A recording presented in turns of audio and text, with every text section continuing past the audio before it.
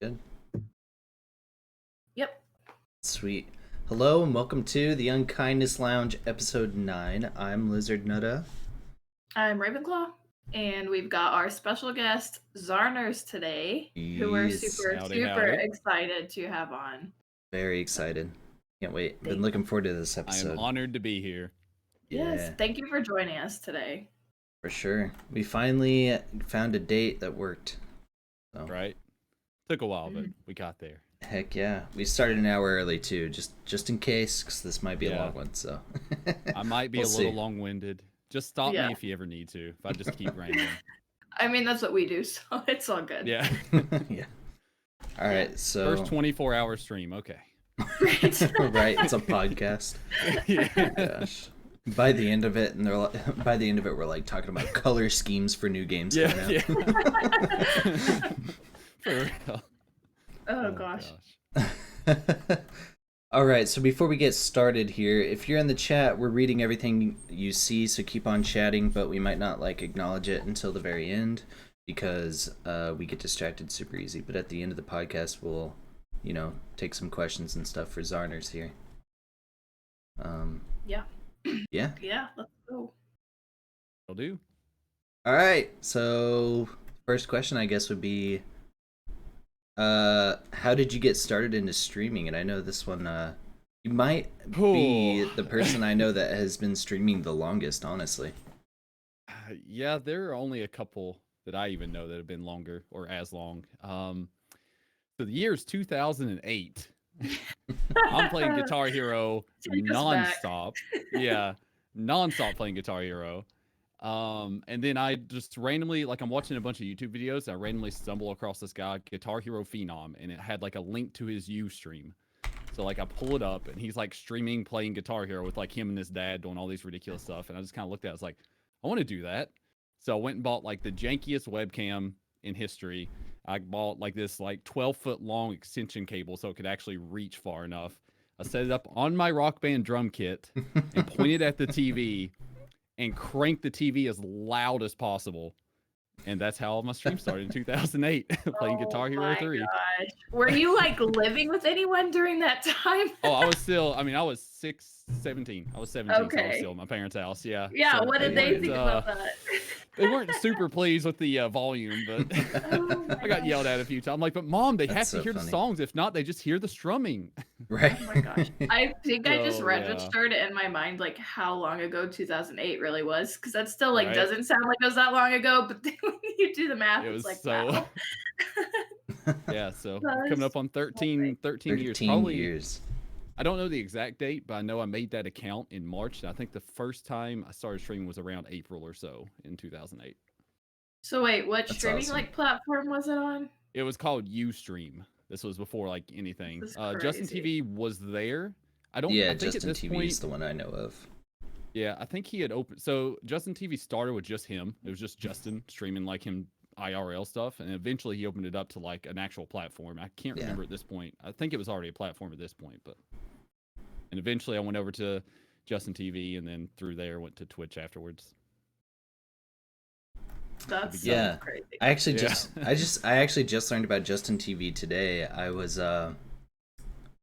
watching Formal's live stream. They were doing their scrims, and they were talking about Halo and streaming on Justin TV, and I was like, what is that? And I got on YouTube and was watching old Halo clips, and it is I was like, what is that? That's got to be the Twitch of the 2000s. Basically. Something. Yeah, I used to still have some of my Justin TV VODs, but they got lost on my old hard drive, unfortunately. So your first game was Guitar Hero? Yeah, streaming, yeah. Guitar Hero 3, probably? Yep, that was the one. Legends of Rock. Did you get followers and stuff? Believe it or not, I can't even fully remember how the platform worked. But I remember at one point getting 28 viewers and was like, what the heck is going on? What is this? I think it was I was Guitar Hero Phenom went offline, and I was the only other Guitar Hero player, so everyone just started flooding in. Granted, he had a lot more, but still. That's awesome. Yeah. Did any of your friends try to do that too? Or were you the only one? I was the only one. We had a bit of a we were from a super small town, but my group of people were all like the gamers and kind of like the nerds and everything. Mm-hmm. So we had a few of them who made like montages to things like that, but they didn't do. I don't think any of the other ones streamed that I can remember. Definitely not at that point. So yeah, I did that like for basically the entire summer of 2008, and then kind of on and off for obviously a long time after that. Yeah. Did you did you start YouTube around the same time as well? Yeah. I actually started YouTube a little bit before that. I think it was in like you can see my literal oldest video, which basically looks like the exact same thing my stream would have looked like back then. I remember it's like early 08. I remember sneaking on to your YouTube channel, and one of your first videos, it might be your first video, is you playing Guitar Hero, and you just see like the buttons on the guitar, and I'm like, okay, what's going on? And then you just it's like, it's crazy. I mean, he like strummed once and just started slapping the crap out of it. Yeah, you had the elbow strum. It's the intro of Through the Fire and Flames. You had to elbow strum it so you could like tap all the buttons. Yeah. Oh my gosh. So your YouTube was kind of the same thing essentially. You were uploading pretty close Guitar Hero videos onto there as well. Content creation. Mostly Guitar Hero. Right? Like he was born for this. Content creation. Something like that. Oh gosh. Wow. It's crazy. I bet that's like crazy to look back on and see how far like just streaming in general came, and it's unreal because I can remember multiple points where I would do that too. It'd be like 2012, like when Twitch became a thing, everyone's like, oh my gosh, it's so crazy how far we've come. And now thinking about from then to here, just like unbelievable. Right. Yeah, that's crazy. I probably knew what YouTube was back in 2008, but I had no idea that live streaming was a thing until I was out of high school, I think. I just never watched that, so that's pretty cool that you've seen, like, you know, the progression that it's gone through over the years. Yeah, it's been a heck of a journey. I was also only like 10 years old in 2008, so I'm sure it's a heck of a lot easier to set everything up nowadays too than trying to like throw all that together. Well, in a way, back then though, you didn't need the overlays or anything. Yeah, it's both simpler and more difficult at the same time. It's kind of weird. Back then, like the way it worked is your browser would actually just find your webcam and just use it. Like you didn't have to open up anything else. You just clicked it. Oh, really? And automatically use your webcam. Yeah. That was like, I think it was probably an Adobe Flash like plugin thing or something, but it looked terrible. Like we're talking like 120p or whatever. So bad. It's probably one of those things where like there's more to set up now, but you have more tools and resources to be able to do it. Exactly. Yeah. And it makes more sense. Yeah. So it's definitely way easier to make it actually be like decent quality and everything now. Like miles easier. And once like OBS came in, I mean, I remember XSplit was like the first one that came in. It was like OBS back in the day, essentially. And then they started charging money, and then that's when OBS came out. So 13 years and going. Like what's the end goal, or is there one, or is it just something that you've just love and it's just been a hobby for so long that you're in love with it? I mean, I've gone through phases of it where I'll take like, I think the longest break I ever took was, I don't know if I've had a single year where I didn't stream at least once, but I've gone close to a year break before, and like just had different shifting things, and like I don't know, I've always just come back to it because I just love it so much. So now I'm just kind of sticking it out. I mean, obviously with COVID and all the craziness, now it's kind of the best time to sort of push it and just kind of see where it goes. I try not to go too hard on thinking of like end goals. It's more of like I have a direction to travel in, which is kind of like just continue to grow and like explore different avenues and create a community essentially. Yeah. And then just see where that takes me essentially. For sure. That's awesome. Yeah. So how long, so your Guitar Hero was first. How long did it take you to like be able to start branching out and actually streaming other games? Yeah, so let's see. I want to say I attempted to do Halo 3 at some point during that summer, but it just didn't work very well. For one, because our internet was completely, I don't know how I streamed at all on our internet, but once I tried to add in playing an online game and streaming, it just didn't work.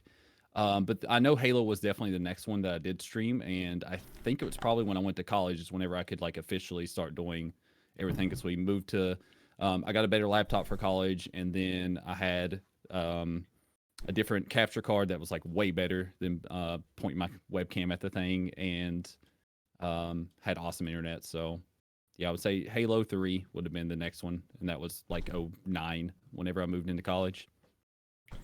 Sweet. So how did you get in? Because we're obviously, all a part of like one community. How did you get involved in that? Was there like one specific person that introduced you into it, or was it something that just kind of fell in your lap? Are we talking recent or back in the day? Like recent, like probably last year, I would say. Okay, yeah. So really, let's see. I mean, like a lot of people, it kind of starts with Dream. I was first day ever streaming Animal Crossing, and I was actually having technical difficulties, so I kind of gave up on it, and then was going to host someone else who was streaming Animal Crossing, and like I'm just kind of scrolling the directory, and I find this guy named Dreamality, and I pull it up. I'm like, oh, he seems pretty cool, and I hosted him, and then it's like basically the rest was history. There, I just started meeting literally everyone through that. That's awesome. That's did you so meet? crazy. Did you meet Intimidator before Dream? Oh. Because I know that there's like, a lot of you them three that I met are around the so same time. close together. Yeah, Right. like I know I met Som, Dream, and Tim were all so close together. It's really hard for me to remember exactly which one was first. Gotcha. So That's this was awesome. all on Mixer, right? Yes, For, Yeah. like yes, the this was Animal on Crossing Mixer. days or whatever. Mm-hmm. Man, how long were you on there for then? Since you've been streaming? I started Mixer 2018, like March 2018, something like that, or April. Cool. So I was on there for almost 2 years before they, tweeted us and told us it was going away. Yeah. Yeah, I think you're the person that I've talked to that was on there the longest before the. Yeah, transfer, I whatever. think I want to say Tim might have been there in the Beam days, which is whenever it was named Beam, Mhm. but I'm not sure if really? he streamed. I had no but idea. I think he was watching at the very least. Yeah, no, that's cool. Yeah. So you literally hosted Dream and then met basically everyone through that. Yeah, That's like I crazy. just came back the next day and just started hanging out with everyone, and then I think it must have been Tuesday since he doesn't do Mondays, and all of a sudden my turnip prices were insane. Like I had like almost 600 for the turnips, and I was like, I don't know what to do with this, so I was just asking them, and everyone's like, let me come to your island. So everyone flooded to my island. That's just kind of how it started. How long from the time you met Dream was it that you guys did your first Zarnality stream? Oh, I was trying to think. I was actually trying to think of that the other day. Because I met Dream like the week before. He ended up raiding me, and that's when I kind of started, coming around. The first stream I ever went of Dreams was a Zarnality stream. It was your guys' first one. Yeah. No way, was it? I was really? like, this is That's cool. crazy. That's so awesome. Yep. I had no idea about that. It must have been probably close to 2 months after, if I had to put it, because it was before Mixer shut down. So yeah, for sure. Between April and June, so maybe a month and a half, really.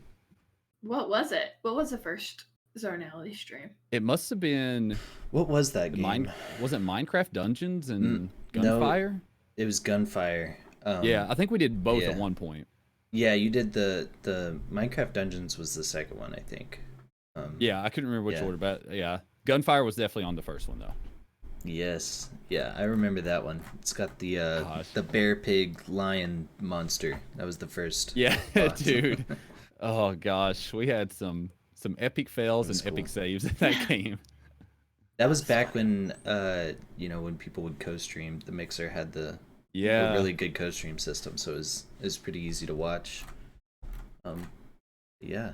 Yeah. I wish I could have seen one of those like co-streams on Mixer, just to like see what that was like. It was nice just that it was all integrated in one thing. Right. Yeah, that sounds like it'd be super neat just to have. It really is. I feel like it would be easy for Twitch to do too. I just don't know if that's something. There's probably some legal issue with doing it that way. Who knows? Well, I know they had that squad stream thing. Yeah, but it's only for partners. So. For sure. Cool. I think it's crazy how like most of the people kind of met in the Mixer days within the first like six months of 2020. Right. I feel like almost everyone's like Animal Crossing. Yeah, Animal Crossing was a big factor too. Yeah, I'd taken a break before that. like I streamed until November of like 2019, and I took until somewhere late February, and I started streaming again. And I played a few different things, and I tried to start Animal Crossing, and it was just like everyone fell in at that point. Such a great game. I love had it. no idea that you even played that or had that. Yeah, I had no idea. it's But not much anymore. My I'm pretty sure it's been a rebellion on my island. But if I show up, it's probably going to be like they're going to be pitchforks outside the front door. I'm like, all right, I'm just going to if anyone's shut this left. off. Yeah, for real. Oh, that's great. Duck's probably taken over completely at this point. Gosh. Yeah. Luckily, I Yeah. paid everything. I've paid. Listen, There I you paid that go. man a lot There of you go. money. Yeah, so how was your time like on Mixer since you were there like quite a while? Yeah, it was pretty good, especially at the beginning. It was kind of wild because let's see, I started with Fortnite actually. When the whole world was playing Fortnite. That's the first game I streamed on Mixer, and they had that hype zone thing, which I think Lizard was talking about at one point. Yeah. And like we got in that so many times, and it just felt like growth was so like sure. like discoverability was so easy. It felt like back then. I met a lot of like awesome people. So like the journey was always really cool, and it always felt super tight knit. I did take a few breaks like here and there, but between that and then I played a lot of Blackout, and then I did a lot of like some of my best ones were like Cuphead and like Undertale, all these random ones that like no one ever watched on Mixer, but it was cool just because I built like a small enough base to where I had a couple people in just hanging out. But all in all, I would say pretty good. There were definitely parts that weren't great. There was a lot of like technical issues and things like that that were just on their end, but and obviously their marketing and communication wasn't the greatest, but all in all, the people there is what the main thing was, and that's why I was like beyond grateful that everyone sort of just came over to Twitch with us. Yeah, for Yeah. sure.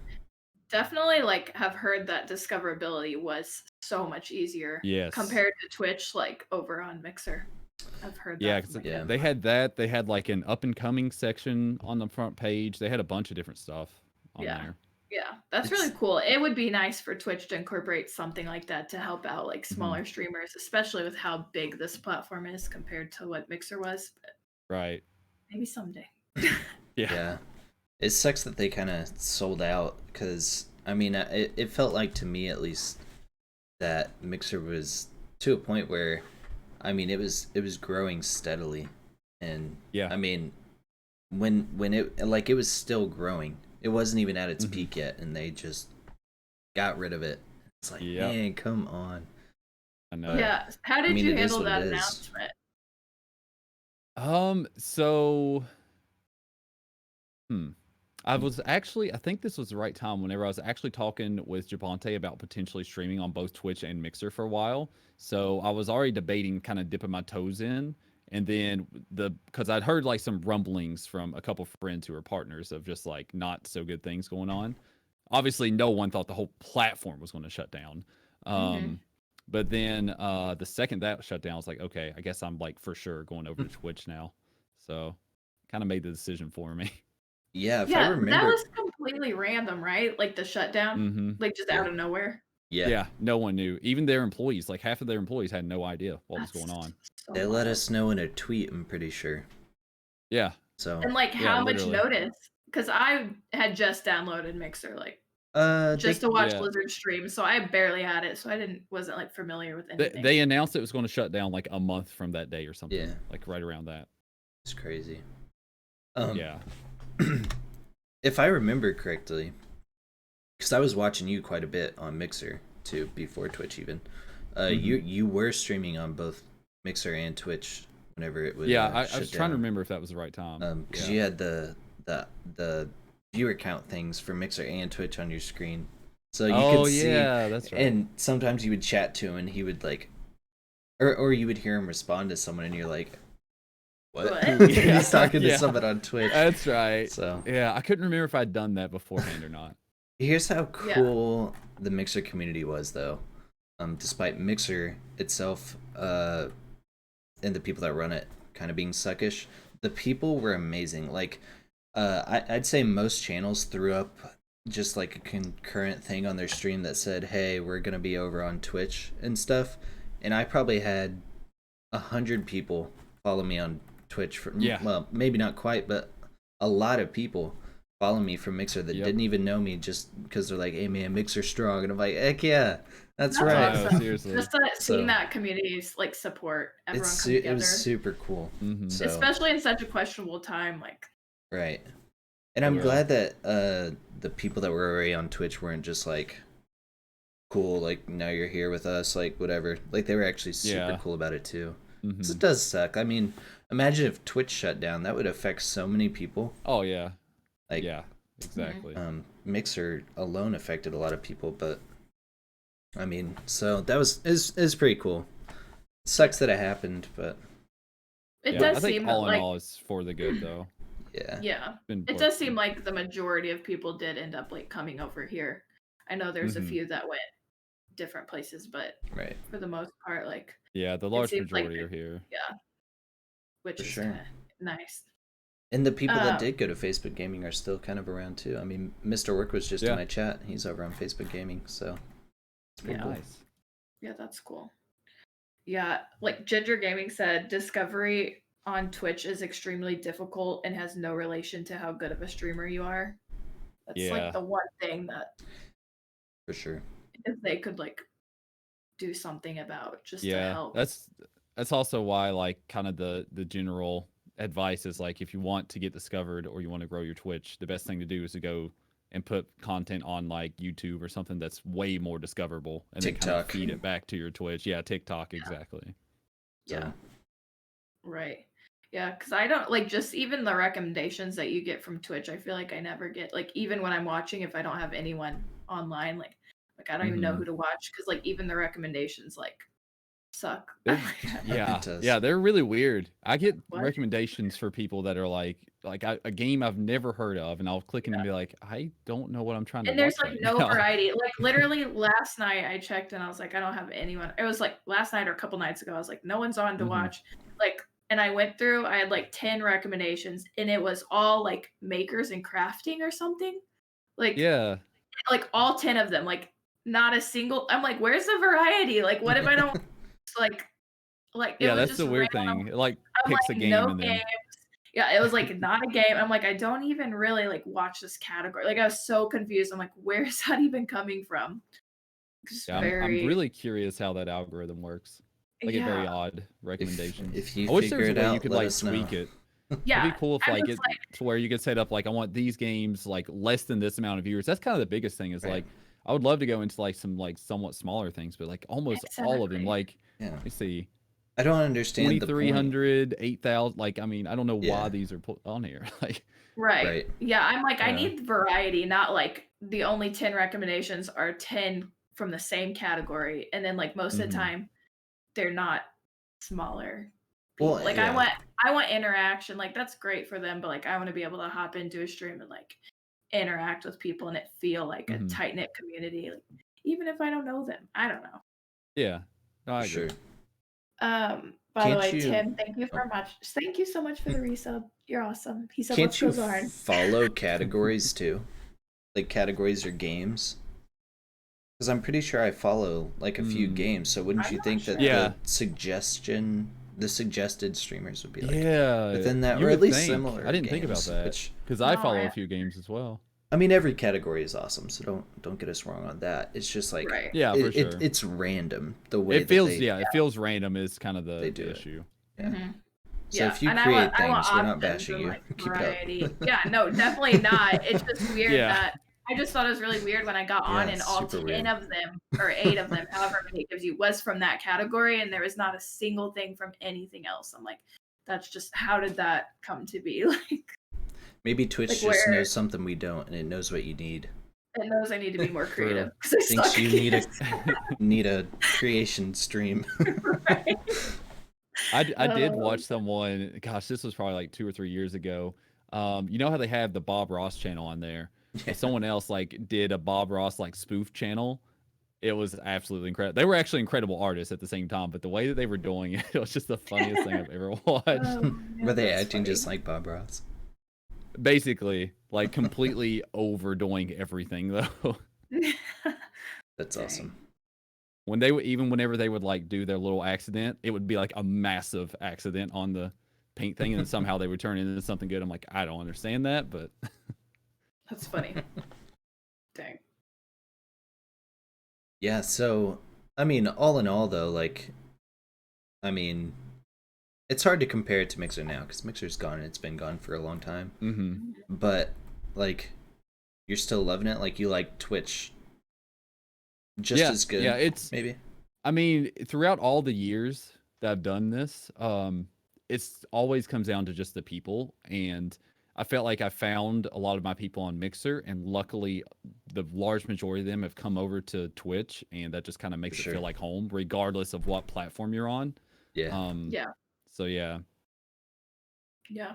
It's a good thing. And plus, about I do think that like on some of the technical side, Twitch is a little bit better set up for content creation and stuff as well. For sure. It's definitely easier to manage your profile. Mm-hmm. I'd say there's a lot you can do with it. Get clips out, and you don't have to worry about the VODs like randomly missing or not working at all. Yeah, I used to have that a lot on Mixer. Yeah, it's really nice. Do you still post on YouTube and stuff? Yeah, so I'm actually, this is like kind of one of my goals this year is just to get more YouTube out. I actually just like kind of re-uploaded my birthday stream. Like I cut an hour off of it, and it's still 3.5 hours long. So yeah, so that's up there. But yeah, I have a few different projects I'm actually working on right now that I'm trying to get onto YouTube, and they're more kind of long form, but they're not going to be 3.5 hours. But is this the same channel that you had this channel all along, or like did you keep the same one that you were posting on like years ago? No, I have a separate one. So I created it, I don't know, probably when I went to Mixer, actually. I think it's when I first made it a few years ago. Dang, I'll have to check that out. I don't think I knew, even. Is it just Zarnerz, I think? Yep. Yeah. I know I subbed to it because I got the notification. All right, guys, but... go follow Zarnerz on YouTube. Yes, go follow. It's old and new. Old and new. Oh. He's got, yeah. The old one's got some... The old one's fun. The old one is fun. I've never taken some of those videos down regardless, just because they're hilarious. That's great. Even if they're kind of embarrassing. Yeah, I'm definitely going to check out both. So, do you know, like, how long have you been playing video games? Because I know it's got to be a long time. Literally as long as I can remember. My first one that I can remember was Duck Hunt. Okay. Playing that with my dad. It was in like the Mario combo. And yeah, from there, I remember being super hooked on that. And then like my cousin brought over like Donkey Kong Country and like just like played everything from there on, essentially. Yeah. And eventually, like we had a Super Nintendo and a regular Nintendo at one point. So we're talking early 90s. And then my first like official for me console was the N64. That's awesome. Cool. So when was like, because Nintendo games are very different than anything else out there. What was like your first like shooter game or multiplayer game that you played? What console or anything that would have been? It was still N64. That have multiplayer? Oh, or just the shooter? Yeah, as far as shooter and are you talking online? I was talking about online, but I guess. Okay. It doesn't. Well, matter. I will tell the quick story. Like, really, the first would be Smash Brothers. That was the first sort of multiplayer, and then after that, the first shooter multiplayer that I personally owned was Perfect Dark, and that's when I actually went to like my first little like LAN tournament, back whenever I was like 10 years old or something. And then first online, let's see. I played some computer games too at the time, but I don't remember playing any of them online. Really, I guess whenever I finally got Xbox Live is whenever I jumped like hardcore on the deep end into Halo 3. And that was 2007, late 2007, because we lived in the middle of literally nowhere and we did not get any internet. We had like 26K dial up until 07. It was terrible. But yeah, so Halo 3 is where it kind of all turned into like a super addiction at that point. For sure. Did you play the other Halo games before that as well? That's awesome. Oh yeah, we played all the Halos, and we always just would have like people over and just doing like 1v1s or big blood gulch matches and stuff like that. That's awesome. So you used to compete a little bit too, right? I mean, I know you went to that tournament you just mentioned, but you competed in Halo as well. Yeah, I did a lot of like little local things. But then whenever I was in college, I went to a couple MLGs. I've gone to some like UGC tournaments for Halo as well over the years. Never did like super crazy. I think the highest we ever got was like the top 40. Out of like 100 and whatever teams, 100 probably 20 teams or something. But yeah, so it's just something I always like really enjoyed doing. At the beginning, like I learned about like MLG and like the Halo 3 pro circuit and everything, and I always thought that was like the coolest thing ever. So I used to like play super hard and I was just terrible. I was just completely like no thumbs, so bad back then. But through like sheer brute force, I just like eventually got like semi decent, felt okay enough to go to a tournament. That's pretty cool. I gotcha. Yeah. Yeah. That's super those cool. were definitely awesome. That's one thing I missed because I made it like kind of a point to try to go to at least one kind of bigger tournament a year, even if I don't compete, just to go to them because they're just such a fun time and just kind of like a celebration of games in a way. So that definitely is like one thing that sucks with COVID and everything is not having any of those, and especially now because we have like if we were to go to like a PAX or something like that, we can meet so many just people that we've been talking to for the last year. 100%. So awesome. Yeah, I was actually I had some buddies that went to PAX South last year, and I wanted to go to one of the conventions this year, and then COVID hit, and so now I feel like I'm missing out because I've never been to anything like that. So they're awesome. Really, I know awesome. it's just supposed to be a different experience. I've never even been to like one of the professional tournaments, so that's gotta. Yeah, they're super good experience, especially like the ones that have like multiple.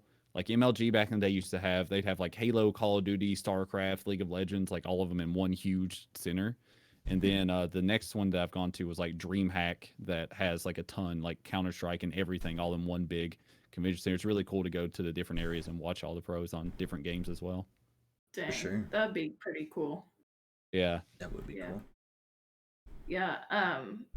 So what, like, as you continued like getting older, whatever, what consoles did you end up getting beside like after the N64? A little bit of everything. So let's see. I'm trying to think. I think I actually made I remember this. I made a spreadsheet for whether I was going to get the GameCube, the Xbox, or the PlayStation 2 for Christmas. And I remember going through this and like we're in church and my mom's like, pay attention. I'm like, Mom, this is way more important. Like, come on. So I eventually decided PlayStation 2 was going to be the first one. And then I actually got a GameCube for my birthday, which my Christmas and my birthday are 5 days apart. So it's always like semi-spoiled on that. So my sister would get something in the middle of the year. So my mom's like, well, I guess you got to have something too. So I'm like, yeah, I want 2 consoles. So I got those 2. And eventually I got Xbox probably the next year on Christmas, if I had to guess. And then like I got those were the main 3 I played for, I mean, the next few years until the next generation came out. And then I went in straight into Xbox 360. And eventually I got a Wii, but I never actually got a PlayStation after the PlayStation 2. Oh, okay. And then I also had a PC for pretty well the entire time too. Oh, cool. So, wait, you've had a PC for that entire time? Yeah, for basically, awesome. So I used to use my mom's old one because she like never used it. So Yeah. I would just go into the computer room and use it like crazy. And then eventually, probably like 2003 or so, maybe 2002. I remember like there was a couple games that came out that I wanted to play for the PC, and ours was like really terrible and couldn't play them.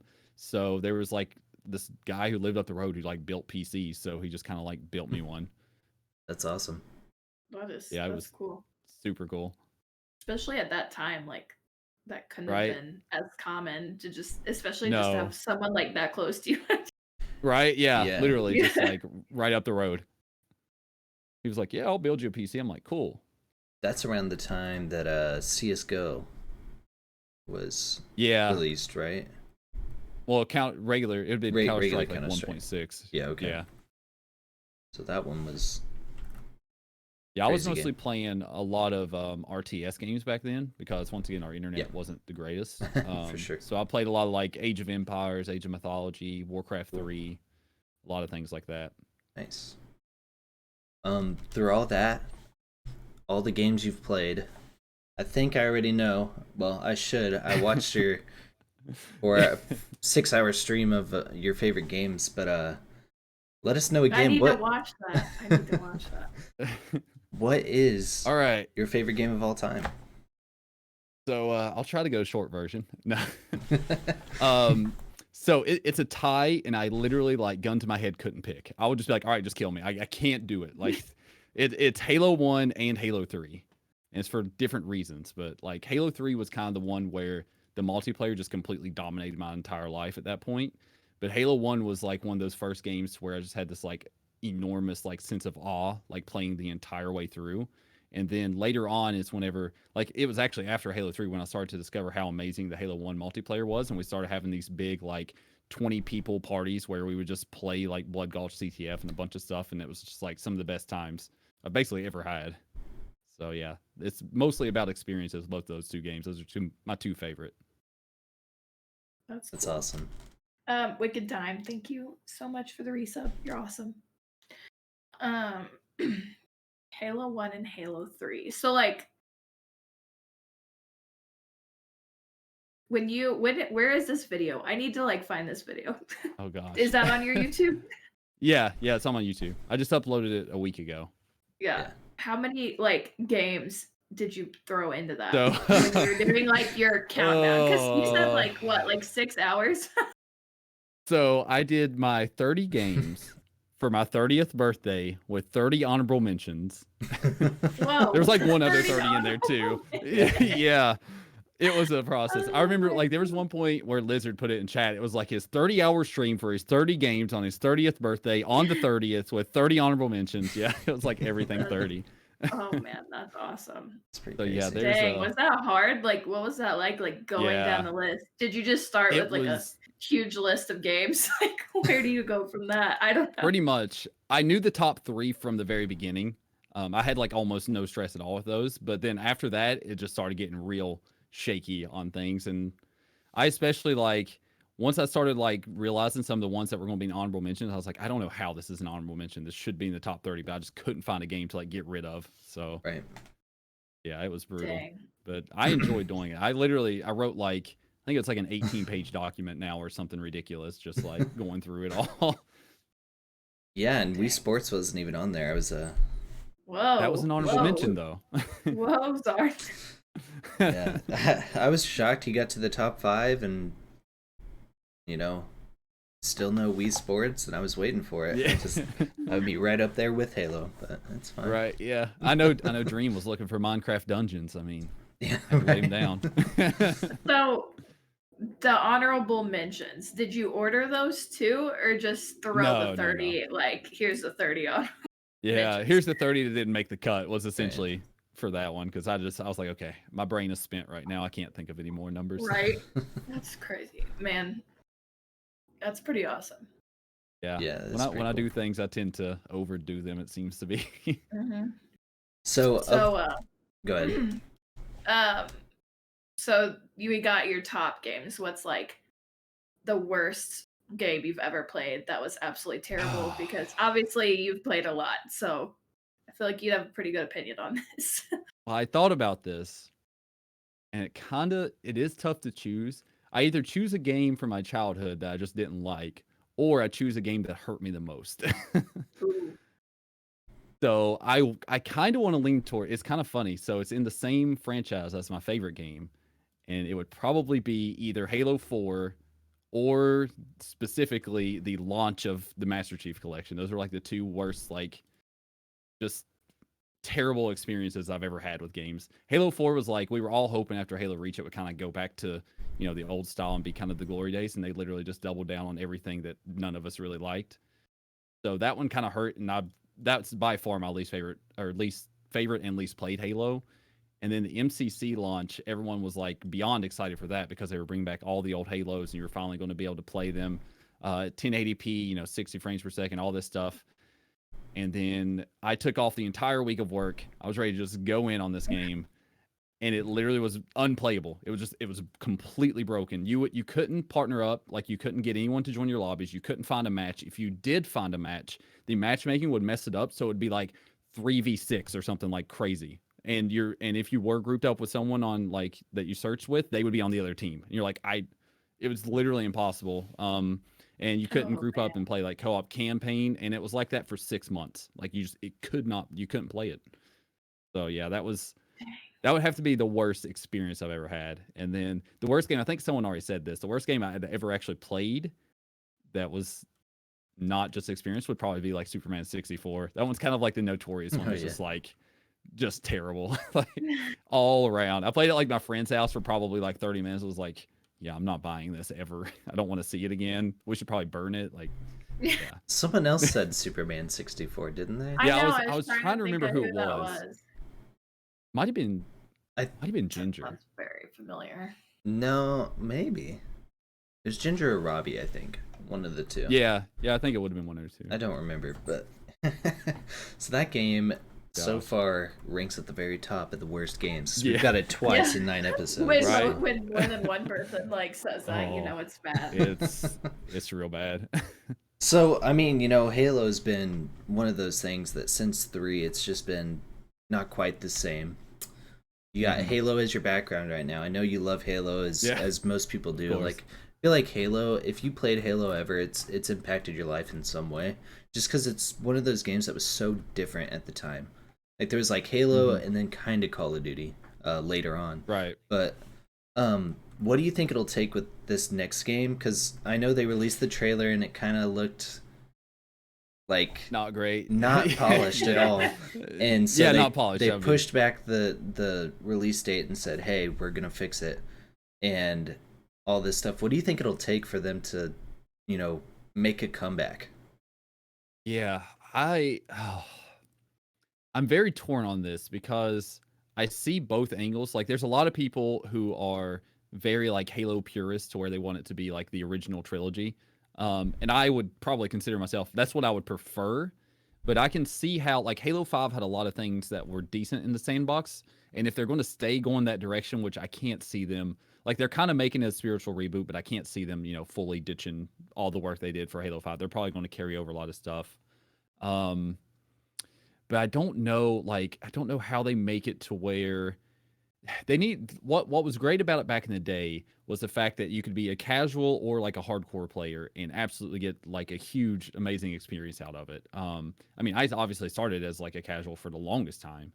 And then I was into the competitive scene for a long time too. So I enjoyed both aspects of it. But like Halo 5 kind of pushed it maybe too far in the direction of making it feel like maybe it was super hardcore competitive. But I think they need to get that balance back. I think they need to go back to some of the old ranking system, the way it used to be, the way they had like a social and a ranked playlist. But I don't know. I really don't know that there's anything they could really do to bring it back to its glory days. I think if they can get it to a point to where like the core Halo fans who are kind of stuck around will stay around, that's probably the best case scenario at this point. And then maybe bring back a few people from the past as well. But I feel like this day and age, like, and they're like super against a battle royale as far as I know of. They announced like forever ago that the only BR in Halo will be a battle rifle. So I think that's the only thing that they could really put out to get like a huge influx of people. And I can see like in my head, I think a battle royale would be awesome for Halo because it makes so much sense with like dropping onto the ring world as an ODS. Like it just sounds cool. The vehicles. ODST, right? Yeah, the sandbox for Halo would be so good for a battle royale, but I don't think they're actually going to do it. I don't know exactly what would bring it back, but I do think they need to find a way to kind of merge the old school classic Halo players and sort of the newer age people and kind of, give them a little bit of something for everyone, which, it's way harder to do than, easier said than done. But. Yeah, for sure. Yeah, I know a lot of people that, used to be diehard Halo players are just like, if it's either got to be like the best thing they've released, just completely perfect like that, or they gotta have a battle royale with no major bugs or anything. And that's the only two things that'll bring people to actually play the game at this point. Besides the people that like, love Halo so much that they're like, I don't care, I'm playing Exactly. it. So.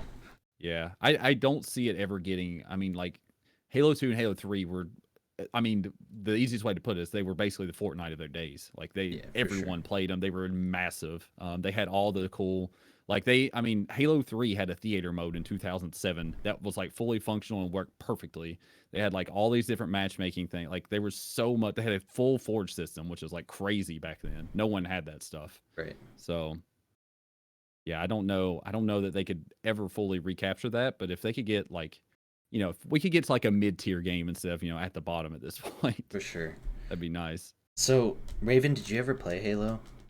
No, I actually don't. Like, I've heard it so much. Everybody says how like much they loved Halo, but I've never seen it. I don't know what it is. I don't know anything about it. Like, I do not know anything about Halo. So obviously, like, that is a common theme of almost everyone we've had on this podcast is like they loved Halo back in the day. So I'm like, I just need to go like YouTube like Halo and like watch so I can at least like know what the game is because I have no idea. It's just one of those games that was just way ahead of its time, and it's hard to get that feeling back for it because games are coming out left and right, just being so. So is it just like strayed too far from like what it originally was, basically?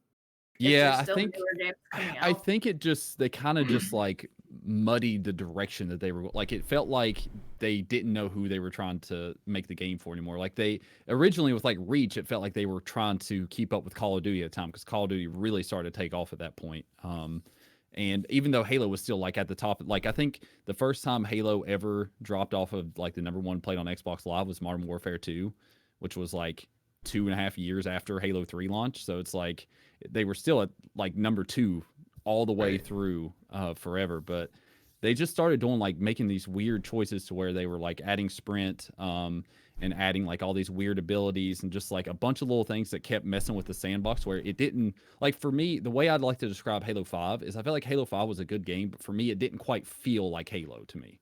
Like it would have been a good game if they would have called it anything else, but it just wasn't quite Halo. I felt like it kind of lost their identity. They kind of just like spread themselves with like a bunch of different ideas and tried to throw it all together. Yeah. So like as far as Call of Duty competitive goes, not so much like 2015 or 16 on because you got the newer generation kind of coming in that are younger. But like before then, I'd say from 2011 to 2015, over 50% of the pro COD players came from Halo originally because it was that good of a like competitive shooter game. And they all competed with it too. It's crazy. And so do you remember when Fortnite Creative came out, Raven? Yeah. Like how cool that was that you can just like build stuff on your own island and stuff. Halo had a Forge mode like that, like 10 years before Fortnite. Yeah. And it was crazy. It wasn't quite as good as Fortnite Creative, but it was pretty mind-boggling at the time. I mean, for the time, it was unbelievable. Yeah. It's just it was just a game that really was so ahead of its time, and I feel like at this point that's just gonna be hard my homework because you have to you have to change games if you're going to release a new version of it for it to be good. But how are you going to change something that was so perfect and not upset people? And they changed it in the wrong direction, I feel like, or maybe there just wasn't really a direction they could take it. But, exactly. Yeah, there's a new one coming out. Yeah, there's a new one coming out. Yeah, I really wanted to know your opinion on it because I was like, he's played Halo way more than I have. I'm very cautiously optimistic. I've been burnt too many times on Halo to get overly hyped. Until I see gameplay, especially because we haven't seen gameplay yet. So yeah, for sure.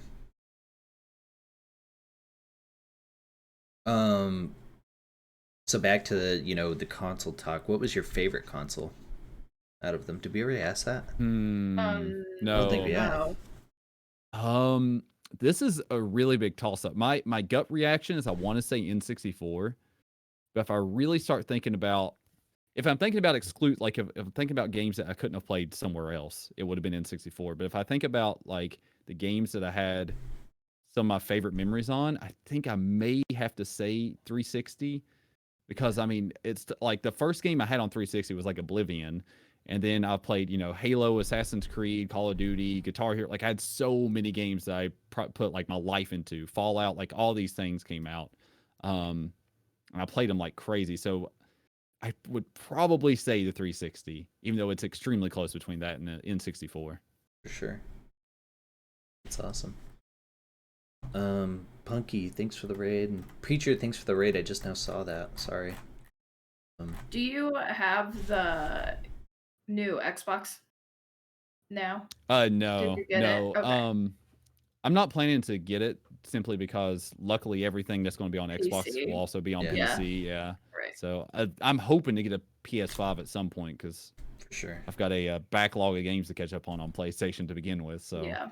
I didn't even have an interest in getting a new console until I saw the PS5 in person. I'm like, that's the coolest thing I've ever seen. I don't even care if I play it. I just want that like somewhere in my possession. It's like like so whenever you big, see too. a Corvette driving down the street, you're like, Yeah. man, I would never drive that Right. because I'd be terrified, but I want it.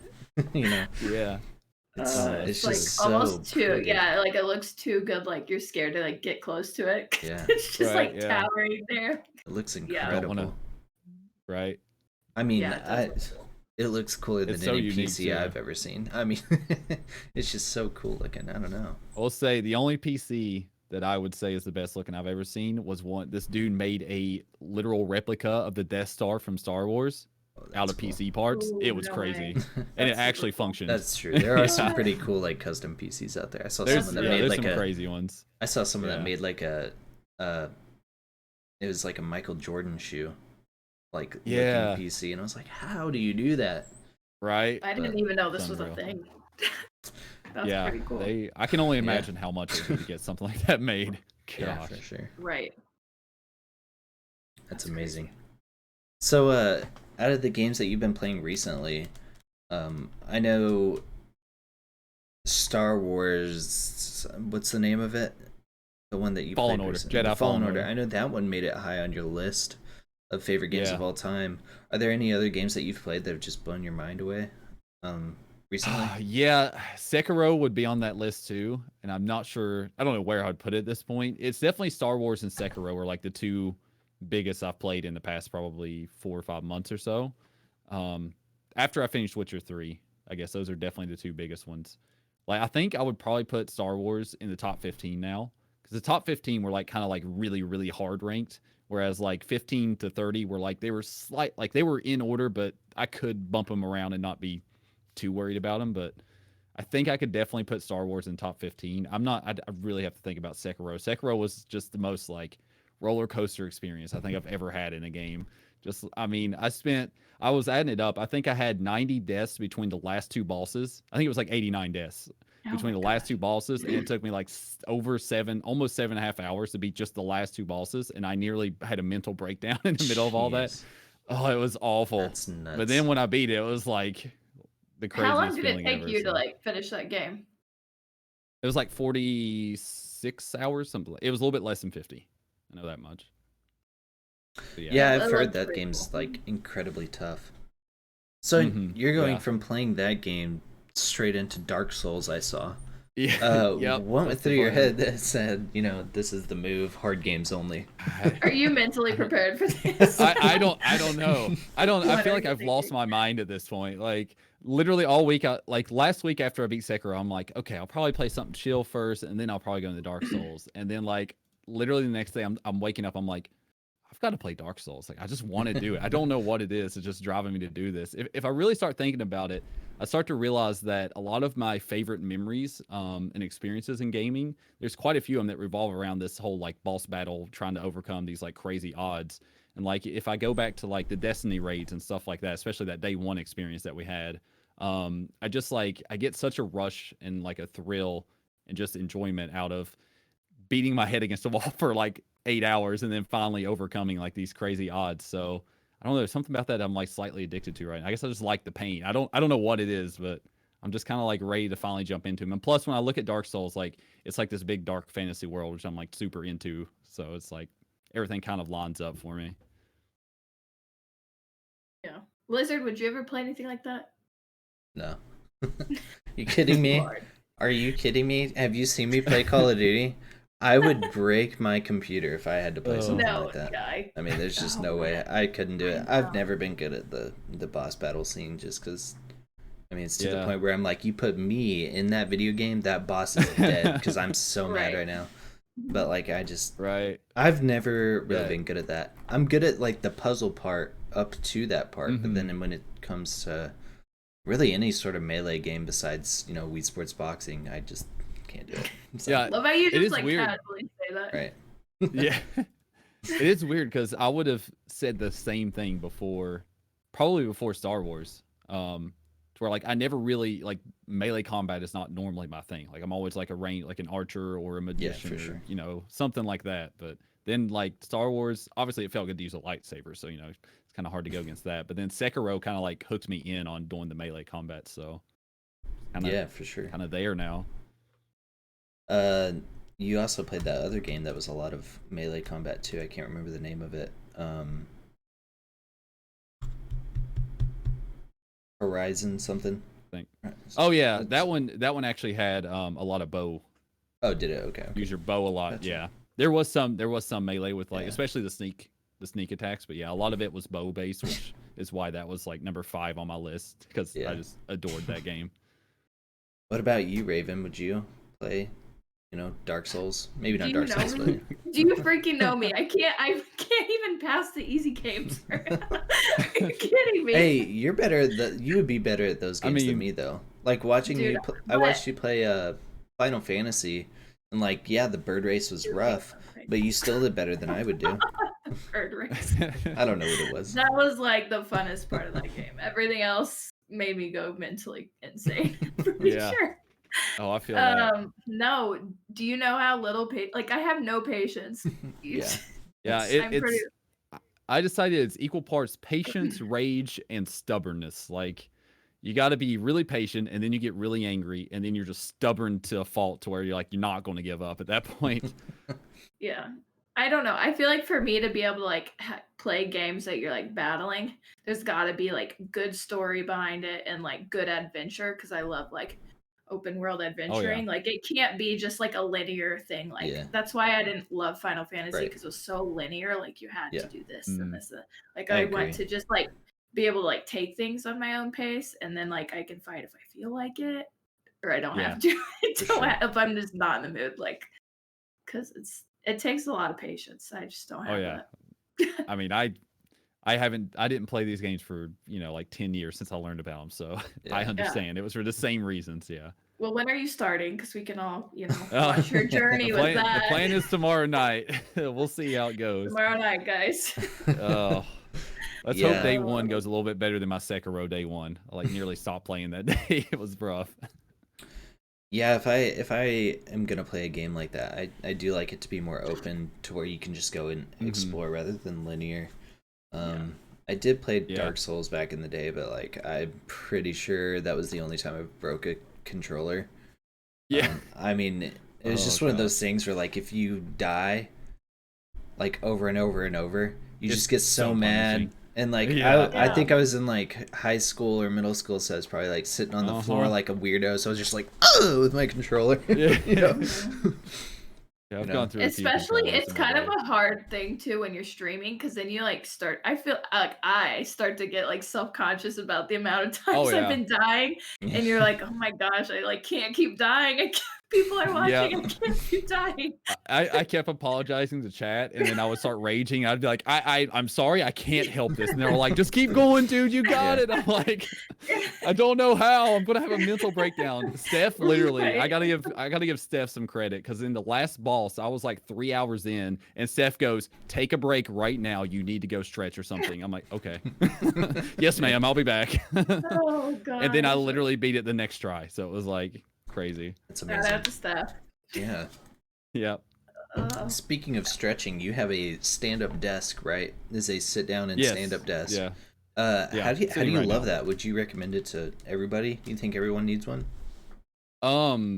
If you're not moving around, yes, because it's definitely helped. Even like even though my knees are like not great, I've definitely noticed such a big difference in just my energy and stuff throughout the day. If I'm like, I'll sit for like an hour or two and I'm like, okay, I need to stand for a while. And I'll stand, even if it's just like 20, 30 minutes, it just feels like it kind of energizes you a little bit instead of you're just kind of sitting there hunched over the whole time at the PC. So it's helped me quite a lot. I would definitely recommend it. Like, especially to go my route, because I went kind of the cheaper route where I bought like a frame that was and just took my tabletop that I already had, which was like only, I think it was like a $40 tabletop or something, and just put them together. Cool. Yeah. And it you like it doesn't feel too awkward like when you're standing and Yeah, playing through luckily things and luckily stuff. the transition is fine. That's cool. Especially since it goes up. I was worried it wouldn't go up high enough, but it goes up plenty high enough, and it kind of like I'm almost in the same like eye level everything position. It's just standing instead of sitting. Nice. Yeah, that's kind of a neat idea. Yeah, it is. I've seen a couple people that have them, but just always curious about that. So out of the new games that are coming out or rumored to come out within the next, doesn't have to be a period of time really. Is there any games that you're really looking forward to play, or any that you think are just going to be? Yeah. Well, obviously Halo Infinite. I'm still like, even if I'm cautiously optimistic, I'm still can't wait to see that game and actually get my hands on it and play it. I'm now that I've played a From Software game and I'm like kind of hooked on them, I'm really excited for the Elden Ring, which we haven't heard anything from hardly, but I'm really excited for that one. And then more recently, Pokemon Snap. All right, that's like next month, I think. Yeah. Going in on Pokemon Snap. That was my jam back in the day. So yeah, definitely looking forward to that. I'm excited to play Pokemon Snap for That sure. looks fun. Yeah, that looks good. Yeah, the old one was so good. Raven, I think that's going to be a great introduction to Pokemon for you, because it's not traditional, Yeah, but you'll get to you'll get to learn. That's what the I think, Pokemon. because I've been for probably a couple months now, asking around trying to figure out what is a good starter beginner Pokemon game, because especially since it's coming back so much now, I'm like, I want in on that, but I just don't have the history with it, so I'm like. And I get mixed reviews on what's a good one to start with. So I think that'll be the perfect way to just introduce my way into that without it being overly complicated or anything. I do I still would say think that one. The only other one would be Let's Go Yeah. Eevee/Pikachu would be they did a really good job at bringing that one to be beginner friendly. That's what I was going to say. I literally went to get that one time and then it was sold out and I never ended up ordering it. So I probably still will at some point. Also, get the Eevee version because she's freaking adorable. I know, Eevee's cute. It's ridiculous. It's ridiculous how adorable she is in that game. Yeah, I love Eevee. Eevee's by far the best. But yeah, I was going to suggest the Let's Go games. Just because it's only Gen 1 Pokemon. Look who's joined the party. Yep. But I mean, I have to bring. Oh no! Is this a battle? I mean, you basically Zarn just said who won. Oh boy! I love the bandana. Okay. All right. Now we're getting out of control. Sorry. Anyways, I was just saying it's it's only Gen 1, which is where it starts, and then I don't know where to go from there, but that's just a good way to learn how the fighting and stuff works, which is super simple. It's if you're going against a fire type, what puts out fire? Water. Yeah. So you use a water type Pokemon stuff. So yeah. Yeah. No. Pokemon Snap looks good. It does. It looks really good. Zarn, we can't hear you. Yeah, I think you're muted. Oh no. What do we do? This happens every time. Wait, why do we have issues every time? Look at him panicking.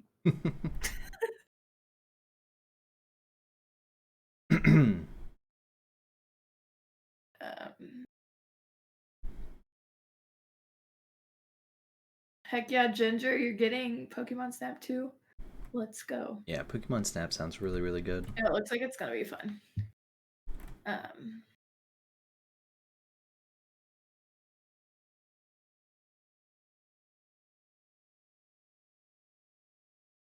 Also, Steph, thanks for posting those links for the Zarn's YouTube videos and stuff. Zarn, I gotta do you know sign language? No. Oh god. Safe. Oh, we can hear you. Sweet. Oh, let's go. Oh, yay, okay. Yeah. Oh What my the heck gosh. did you do? I don't That's know. funny. Like my voice thing just crashed, so I had to restart it, and it took like it literally gave me like 3 errors. I was like, oh great. That's so strange. All right. Yeah, I was like, Gosh. man, he seems kind of quiet, and then I was You like, know oh, what it yeah, was? It's the electrical static from the Pikachu. Literally, the second I pick it up, Right. that's what it was. Yep, you're not wrong. back to this battle. Oh gosh. It's Yeah, I mean, how has Pokemon impacted your life? Because I mean, Oh, as weird gosh. as it is, Pokemon has impacted my life way more than any video game. Or and it's not Yeah. even just the video game aspect of it. It was watching the TV show growing up, like the cartoon. Mhm. It was having the trading cards that you could trade with your friends and stuff. Dude. It's just so many things. Like even this, like I've owned this for like 2 years, and just looking at it brings me joy. I'm like, oh my Right? gosh, like it's so cool. Like I don't know Yeah, what it dude. is. No, so gosh, Pokemon has been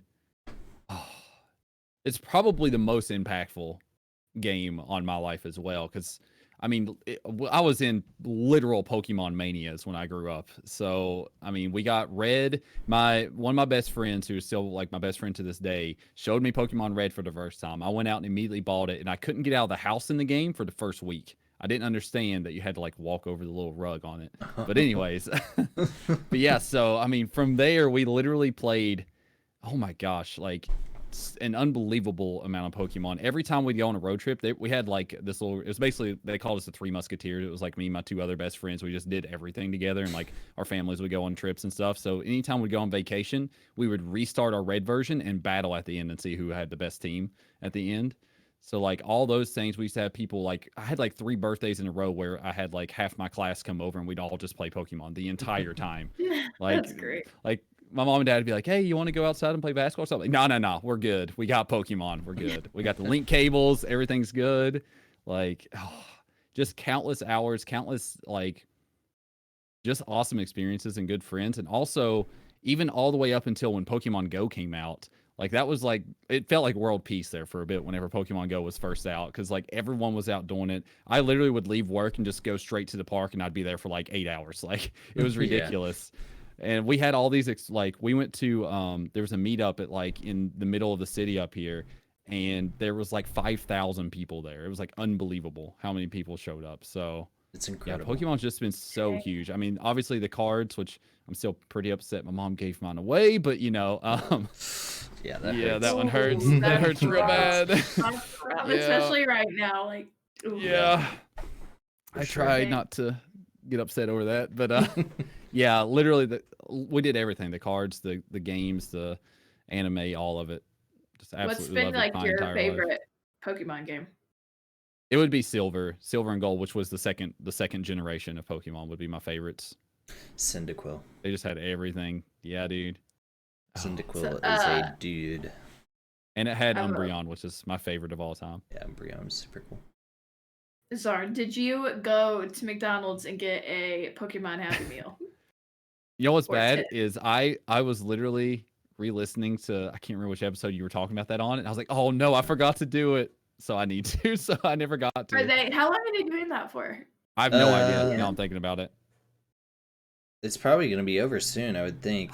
I would It's say, been yeah. close to a It's month. been going on for I mean, I could just DoorDash really quick. But dude, who I'm knows? telling you, we've got a lot of them. The past Yeah. month. Yeah, I have a buddy Oh, that is I totally literally forgot. he went every single day and got 2 until he got No way. the shiny of all of them. So Wow. yeah, he That's got like crazy. so many That's Happy like Meals Wild. dedication. Wow. for sure. Wow. Yeah. Pokemon Go was different. I mean, when that came out, Yeah. I mean, did you ever play it, Raven? Yeah. You did? Yeah, I it did. was I it did. was It was different. fun. It was like people would say that Santa Monica Pier in where is that? Los Angeles, I think.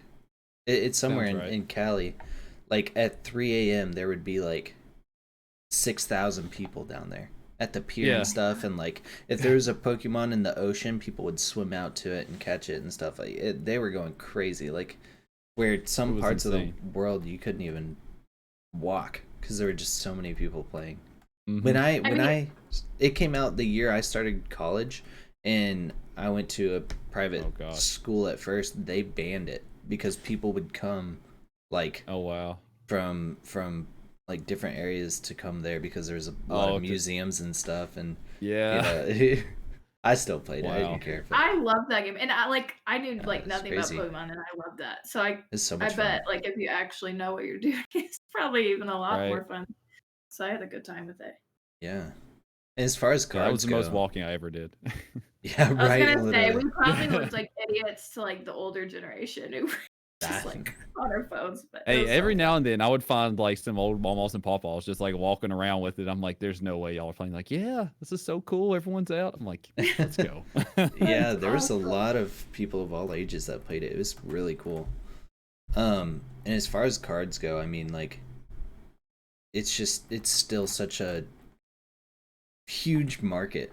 I It's watched, unreal. yeah, I watched earlier today, TST for Optic Gaming. They were doing a live stream from the Yeah. Optic Gaming YouTube channel. I watched it while I was at work, where they bought a bundle, which is 36 packs of the original Pokemon cards, which are super rare to find, and then they Yeah. were Yeah. selling them to friends and like other content creators for $1,000 a pack. That's like less than 10 cards.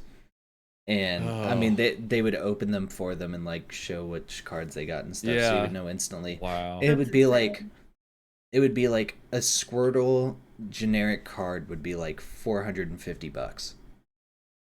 I mean, Oh gosh. they would get a holographic, um I don't know, like a Alakazam, and it would be like 900 to Oh yeah. 1200 dollars.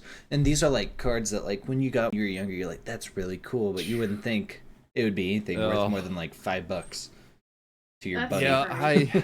Oh It's man. it's Zarn's The insane. like binder. literally The so binder I absurd. had.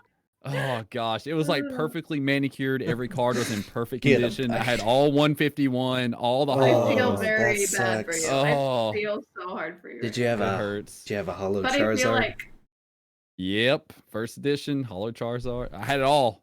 And then like because one of my best friends, the one who introduced me to Pokemon, he was like the king of Pokemon. He had literally everything. He actually had family in Japan, so he had some of the Japanese cards too that they would bring back over, and they could apparently get like American cards or English cards over there for cheaper. So he brought back a Wow. ton with him.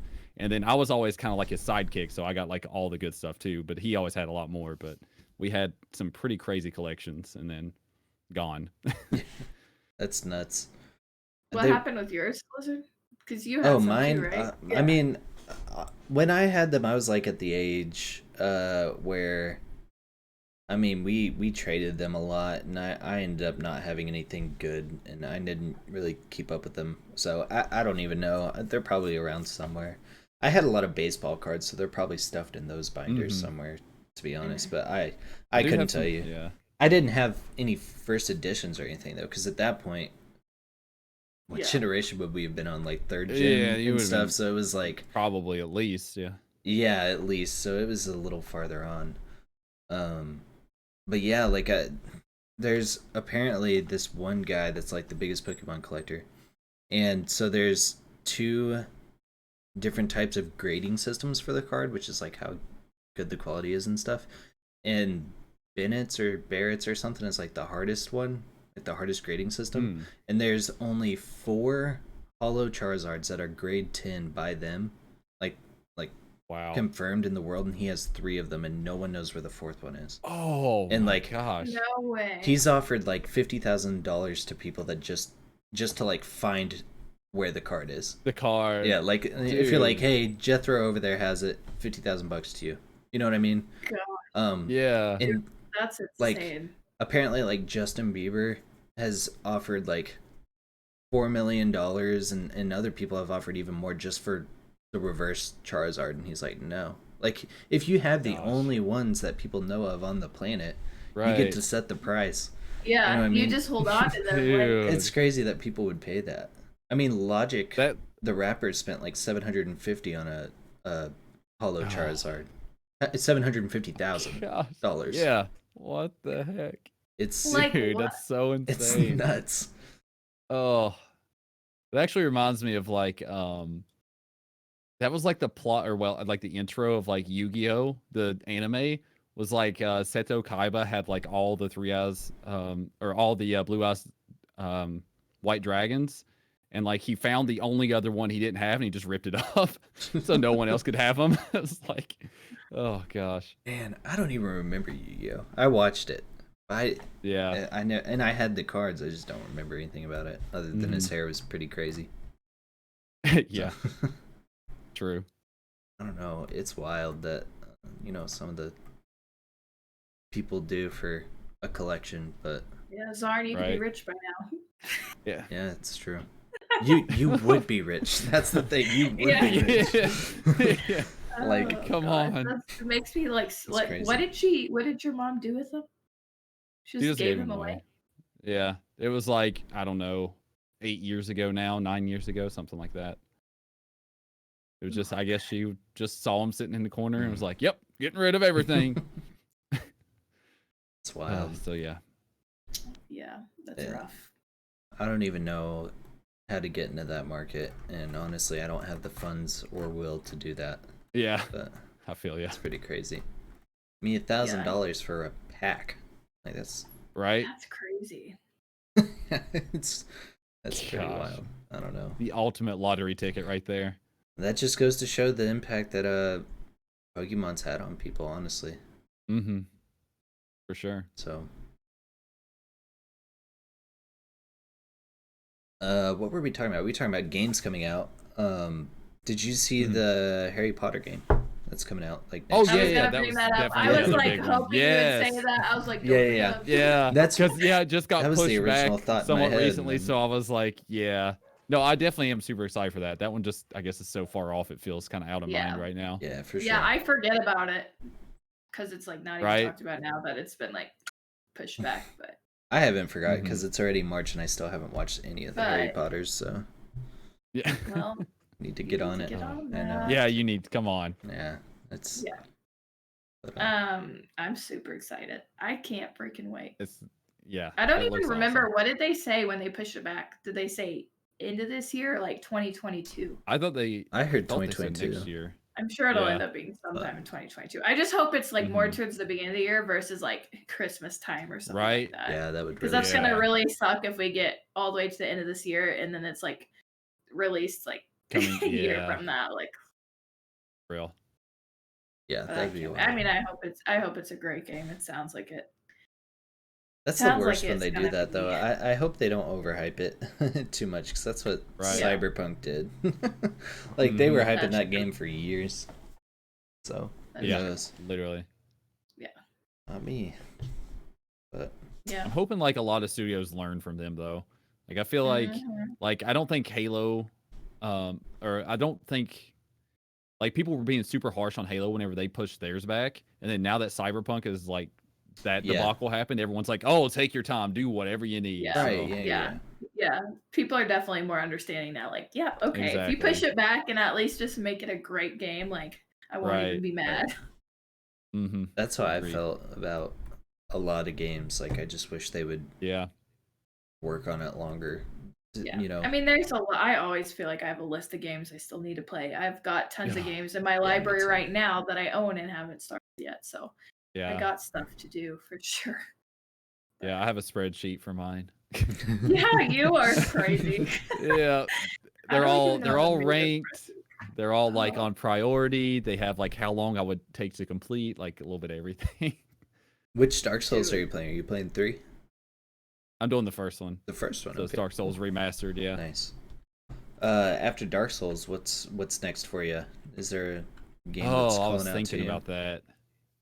I don't know. I mean, obviously, like some of the little things, like I'm definitely gonna play Pokemon Snap when it comes out. I'll probably jump into Mario Golf when it comes out because that seems like it's gonna be a fun game. Not gonna lie. Then depending on when Halo comes out, I have no idea when that's going to come out. So we still don't know. So definitely jump into that. There's some other little games I'm kind of on a Souls binger, so I might go through all the Dark Souls, and then if I can get a PlayStation by that point, I would love to get it and be able to go play Bloodborne and Demon Souls, because those are the two that are PlayStation exclusive. But then there's like other games, like I really need to play through the Doom series. Like I haven't played the newer Dooms yet, and I've been wanting to forever. And yeah, I guess those are really some of the top ones. I still need to go through finish Red Dead Redemption 2, but that's such a huge me too undertaking. It's a commitment for sure. But and I was like loving it, but like took a break from it, and then I was like, okay, I feel like I can't pick it back up right now. I'd have to restart, and that's just such a huge undertaking. Yeah, I feel you. So you're playing Demon Souls first. How Dark Souls first. Dark Souls. How long on your spreadsheet are you giving yourself completed? I think that one is 60 hours. Let me see here. I could definitely pull it up. I think it's 60. Give or take with that game. Yeah, exactly. Yeah, I did an estimate. My games list. Let's see how many games I have on it now. That's one game that I wouldn't even be mean enough to like recommend to you, Raven, because I know you would hate it. I would literally lose my mind. It's an incredible game series, but it's. I need beginner level stuff. Yeah, I played a game. Me and KP actually played a game on the Wii. It's called Zuzu Pets. That's what I need. And your little hamsters, but it's literally just like Mario. I mean, it's like the run and jump on boxes and stuff, and you get to the flag, and that's. I mean, it's a Nintendo game, but is like a lot easier. That's cool. And very child down, but we finished the whole game. I mean, it was actually really fun. I was like, this is just Mario. Nice. You're just a hamster and stuff. Yeah. I've been trying to look for like some sort of shorter, smaller games like that too, just to kind of go through and enjoy. Right, for sure. Well, you can play. Everyone's playing Little Nightmares. You can play too. Yeah, true. I only did one stream of it, but in an hour and a half, I'm already through the first 2 chapters. You can do that in one day. Yeah. Little Nightmares would give me big nightmares, though. No, it's not that bad. It's not that bad. Well, it's pretty bad. Let's talk about Phasmo while we're on the. Of course. Yeah. While we're on the topic, because darn, when are you gonna get Phasmo? I don't think I'll ever play it. I think you should do like a channel points thing, or like a donate your points thing. I'm already behind on that. What will it take for you to play like a game of Phasmo? To get my Pokemon cards back. Oh my gosh, you're ridiculous. I would love to see like Intimidator, Tim, Dreamality. I don't even know, but Robbie Juice. Let's just throw Robbie Juice in there as a 4-person Phasmophobia ghost hunting team. That would be incredible. Yeah, that would be perfect. I think that'd be the first time we would hear Tim scream. And I think I think that would be really funny. I feel like Dream would try to be logical. Robbie would be like closing his eyes. Oh, that'd be so great. I might just like walk off. Like, all right, it was fun. See you. That game, it is scary, which is like a great aspect of it. It's like the funny scary because you're playing with friends and stuff, and the proximity chat is like the best I've ever seen. And then, but the thing is, like, I love the puzzle aspect of it. It's so good. I mean, and it's the same thing every time. But that there's like a goal, like there's a point to the game versus like, because there's scary things just to be scary, and like I don't really mess with stuff like that. Like, but the point that there's an actual like game. Game aspect of it. Yeah, it's really cool. I've heard nothing but good things. I just, I don't know. I haven't been able to get myself to plunge in on it. So if Dreamality says, hey, let's do a Zarnality stream of Phasmophobia, would you do it? I don't know, honestly. It'd have to be spur of the moment. I'm like, are we certain, Dream? Are we absolutely certain that we want to go through this? This could be the end. This could be it. Like, we're just done after that. That would be fun. Oh, God. Man. I'll be like when we're like old and in our rockers and we're like, hey, you want to finally fire up Phasmo? Like, all right, let's do it. One final Zarnality stream. Dude, if that ever happens, man, Right. that'd be a good day. You know that game only has one developer, Zarn? Yeah, One I guy. heard you talk about that. That's unbelievable, That's dude. crazy. Yeah, it's super cool. That's actually unreal. Yeah. And the fact that like there's hardly any bugs in the ones that they do have, it seems like he patches them so quickly. Yeah, he already fixed It's them. unreal. So it's pretty cool. It is taking longer than it normally would on any other game to release the new maps. But I mean, you gotta let them have time. Yeah. No one's really great complaining game. about it. Yeah. Yeah. Go ahead. Go ahead, Ravenclaw. Sorry. He knows it's coming too. Do you believe in ghosts? I don't know. Okay. Let me take you back. Oh, let's boy. go. Yes. We're talking, I don't know exact date, but it's like late 90s, early 2000s. I'm at my friend's Michael's house. I convinced my parents to let me spend the night. And like we get done playing N64 or whatever, and I'm going to sleep, and I'm laying right next to the window. And like I just kind of like probably a little while later into the night, I kind of wake up and I look out onto like the roof of the neighboring house. I see this like weird wispy like mist, and it's like a super clear night. Like there's nothing in the sky, nothing, no fog anywhere else, just like on this one spot. And then like I kind of like keep watching it, and I swear it sounds ridiculous, but it looks like it forms into like this wolf, like very detailed wolf. And like I smack my friend and like wake him up, and he looks at it, he's like, dude, are those wolves? I'm like, no freaking way. So yeah, it literally looked like wolves. And then all of a sudden, like after a little bit, it just kind of like faded away. Like it went to the other side and was just gone. But then the same house, like I'm telling you, this house or this neighborhood was haunted. The same house. We're sitting on his bed playing a video game. His parents are gone to the store, and the door just completely opens wide open. Like completely wide open. And we both kind of look at it, and then At he's the like, friend's maybe my house or parents the are home. neighbor's house?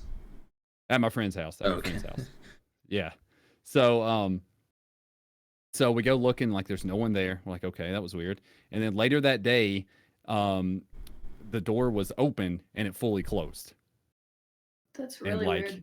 yeah, it was something going on at that house. So those are the two like experiences I've really had. And then I guess the only other experience that we kind of had was we went to an insane asylum to tour on Halloween at one point. And we have like these pictures, and like it kind of looks like there's little things and like windows, but also kind of makes you think that they probably put those there, but it's kind of hard to tell. But yeah, those are my main the one when I was younger, the ones I can't explain. Like I don't understand how the door just like fully opens and then fully closes like that. Yeah. That's crazy. Dude, that's so crazy. And the thing on the roof, like the wolves or whatever. That's I don't. Yeah, that was the weirdest that's one. not something that you just like see out of nowhere. I don't know. That's just so exactly. Yeah, that's definitely like the weirdest one. Made me think I was losing my mind. And then when he asked if they were wolves, I was like, okay, what the heck is out there? Yeah, what is going on? Wow, that's cool. That's super weird. I've never heard anything like that. No. Yeah, me either. Feel bad for Which we Michael. love, He had to keep living there. Yeah, he has to live there. Right. He got to go home. Yeah, I was like, oh, see you, man. Peace up. You're awesome. Also, Robbie, did you hear what we were just saying about you guys playing Phasmo? Yeah, no dreams in here. Listen, you guys got to make it happen. That is like, I'm telling you, like, yeah, it's scary, but whenever you're with your friends, it's not that scary. It's like going to like one of those walk-through haunted houses at on Halloween. You know what I mean? Like, I mean, it's scary, true, but yeah. it's just something there to scare you for fun. It's not true. And like scary. I don't do. I know Lizard's kind of the same way. Like we don't do a lot of like Yeah, I don't scary do stuff. scary. Like we're kind of not that brave. So like At all. we can play it and have a good time. Right. I feel like anyone can. We'll Yeah. see. But it is. I love when other people have like ghost stories and stuff like that because you know, like me and Lizard don't have anything Yeah. yet. And you want them so bad.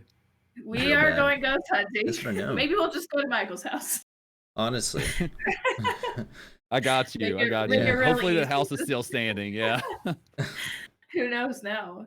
Honestly. For real. Yeah, it's gonna be one of those things that it's gonna be really weird. I'm not used to that. Yeah. The whole like being in the dark with just a flashlight thing. Like I feel like that alone is just gonna be a whole scary experience for us. But Yeah. I would definitely not recommend by yourself. That would be Oh, I Pretty wouldn't. brutal. But Yeah. Yeah. No. who knows? We'll crack it. We'll crack the code. Yeah. We'll come back to report. Don't worry. Yeah. Bring your ghost with you. Blizzard's already bought the flashlights. So, Yeah, I like, did. this is happening. They're really cool too. So they're like the flashlights where you can like make them super super bright. I don't know how bright they go. I just saw them on Amazon and I was like, that's the brightest. I'm getting it.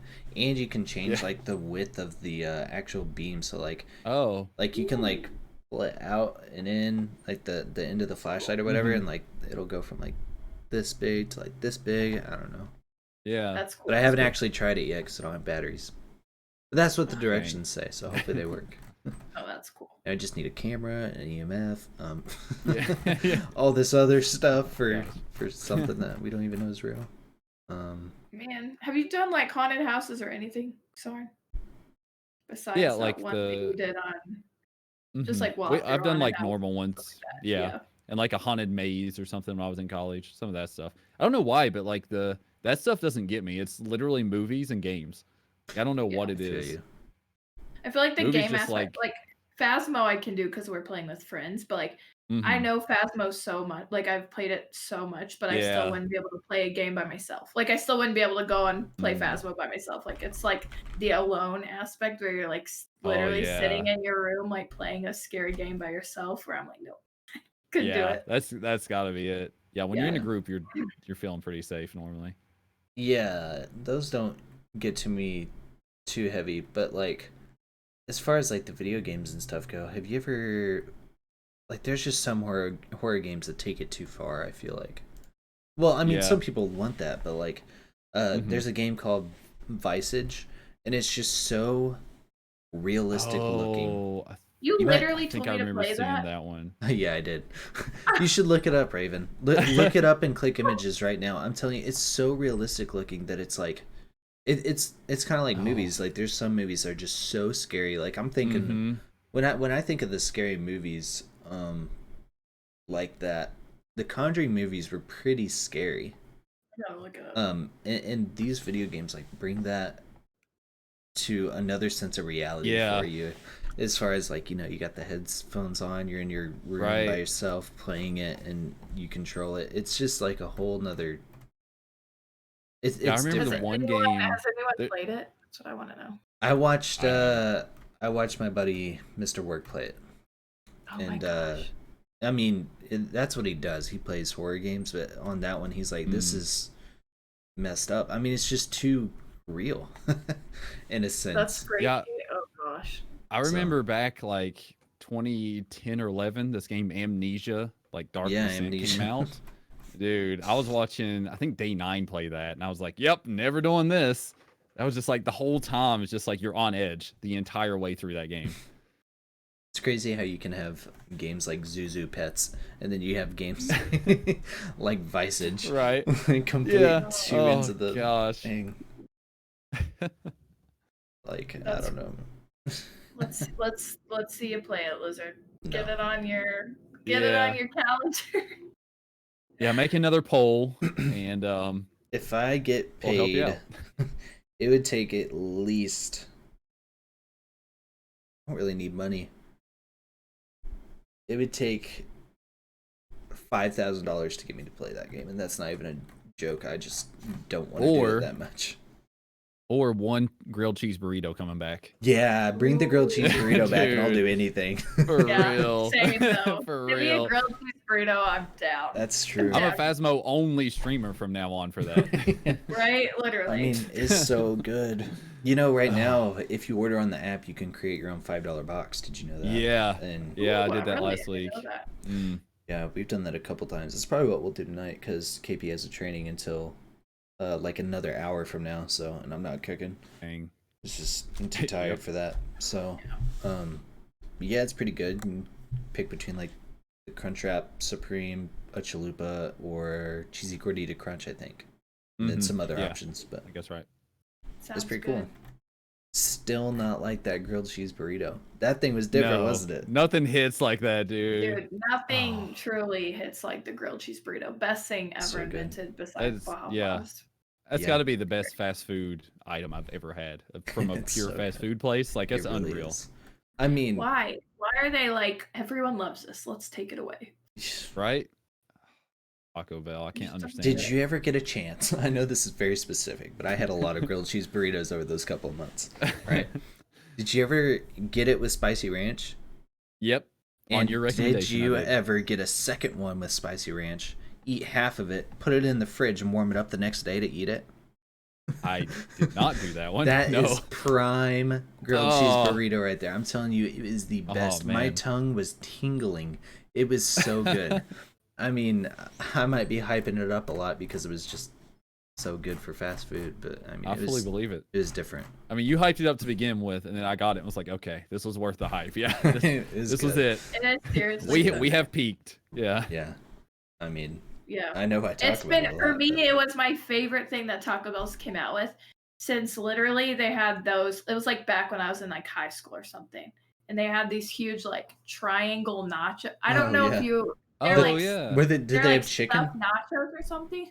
But it was like this huge like triangle, and it had like nacho cheese and like the little chips that are like the red whatever, and like I don't remember. It was like they called it like a stuffed nacho. It was like this huge triangle, and it was literally like my favorite thing ever. And I feel like nothing compared to it until the grilled cheese burrito. So good. Good memories. Man, I wonder if that'll ever come back. I mean, I'm sure it will at some point, but you know, I'm gonna have to learn how to make it. I guarantee with either YouTube or TikTok, you can figure that out. So yeah, that's true. Someone's definitely done it. That's another crazy thing, you know, when we were growing up. Well, I don't know about you guys, but there would always be people that are like, yeah, I figured out how to make the Texas Roadhouse rolls, and then you would try it and it's like, no, you didn't. It's like a frozen roll taste. But like with TikTok and stuff, we've actually been able to like remake the Texas Roadhouse rolls and the butter and stuff. I mean, it's crazy how good people are at cooking now. Right? Yeah. I agree. Man, we could talk about food all day. I know. I've never heard of this. Tanette said my favorite fast food item was a dessert item. It was Kentucky Fried Chicken apple pie bites. Like are you like, is it like apple pie bites from KFC, or is it like actual chicken apple pie bites? I've never. No, I think they were actual apple pie bites. I think I remember these. I don't know if they still have them, but Fried apple pie. That actually sounds like the bites. That sounds really good. I just tried to look it up. I was like, wait, is this like a KFC item, or is this actually like Kentucky Fried Chicken? Yeah. I'm like, that sounds kind of weird, but everything. Hey, don't knock it. Yeah, I tried to look up when the grilled cheese burrito are coming back, and there's like journalists that have wrote like in-depth detail on how mad they are that they took it away, and then there's petitions after petitions after petitions. I fully believe it. Oh, so I don't. We gotta lead that charge. But I mean, at least people. I'm gonna start the same way. I'm gonna start putting that as a stream title every day. Be like, bring back the grilled cheese burrito, grilled like cheese every single day, please. You know, I just like will not be going to Taco Bell as much because there's nothing else I really want. Like, I just get reminded when I pull in there what I can't have. Yeah, it's like, oh, what I've lost. It's actually a good thing, 'cause since they got rid of it, I have not been to Taco Bell near as much. Yeah. Well, they also took away a lot of the menu items that I liked. They took away a lot of good things. True. So now I'm like, if I don't want just a taco, I'm like, I don't want to have. They still have steak chalupas though, and those are really good. But, chalupas are good. They're good, but that's like this is good. Oh man, that's sad. Yeah, it is. We're gonna be talking about this when we're like 50, and we're like, yep, they just for real. You remember like 30 years back in my day. Yeah, they never did bring it back. At that point, me and Zarn will have figured out how to make them, and we will open our own chain restaurant called Grilled Cheese Burrito. Yeah, and that's the only item. That's the only thing you can get. Literally. Make things easy. Dude, how easy would that be though? Like anytime someone orders, you know what they're getting. Like Just man. gotta say how many they want, stuff. Exactly. They just drive They up come to the in. drive-thru and they're like, "Hi, how can I help you? 4, please." Roger that. That'd So be awesome, actually. you are in Mr. Beast territory, correct? Kind of in that area of the world. Oh yeah, that's Um, true. Yeah. Have you tried the Mr. Beast burger? No, I Do, actually do you haven't. know What is anything it? about it? So I Mr. don't. Beast, I which didn't is realize. like, I remember hearing before, but I didn't know what it was. I'm sure most people know who Mr. Beast is, but Mr. Beast is like a YouTuber that's really good dude. He just Yeah, gives he's a bunch of money huge- away. Yeah. He's like, yeah, one of the biggest YouTubers.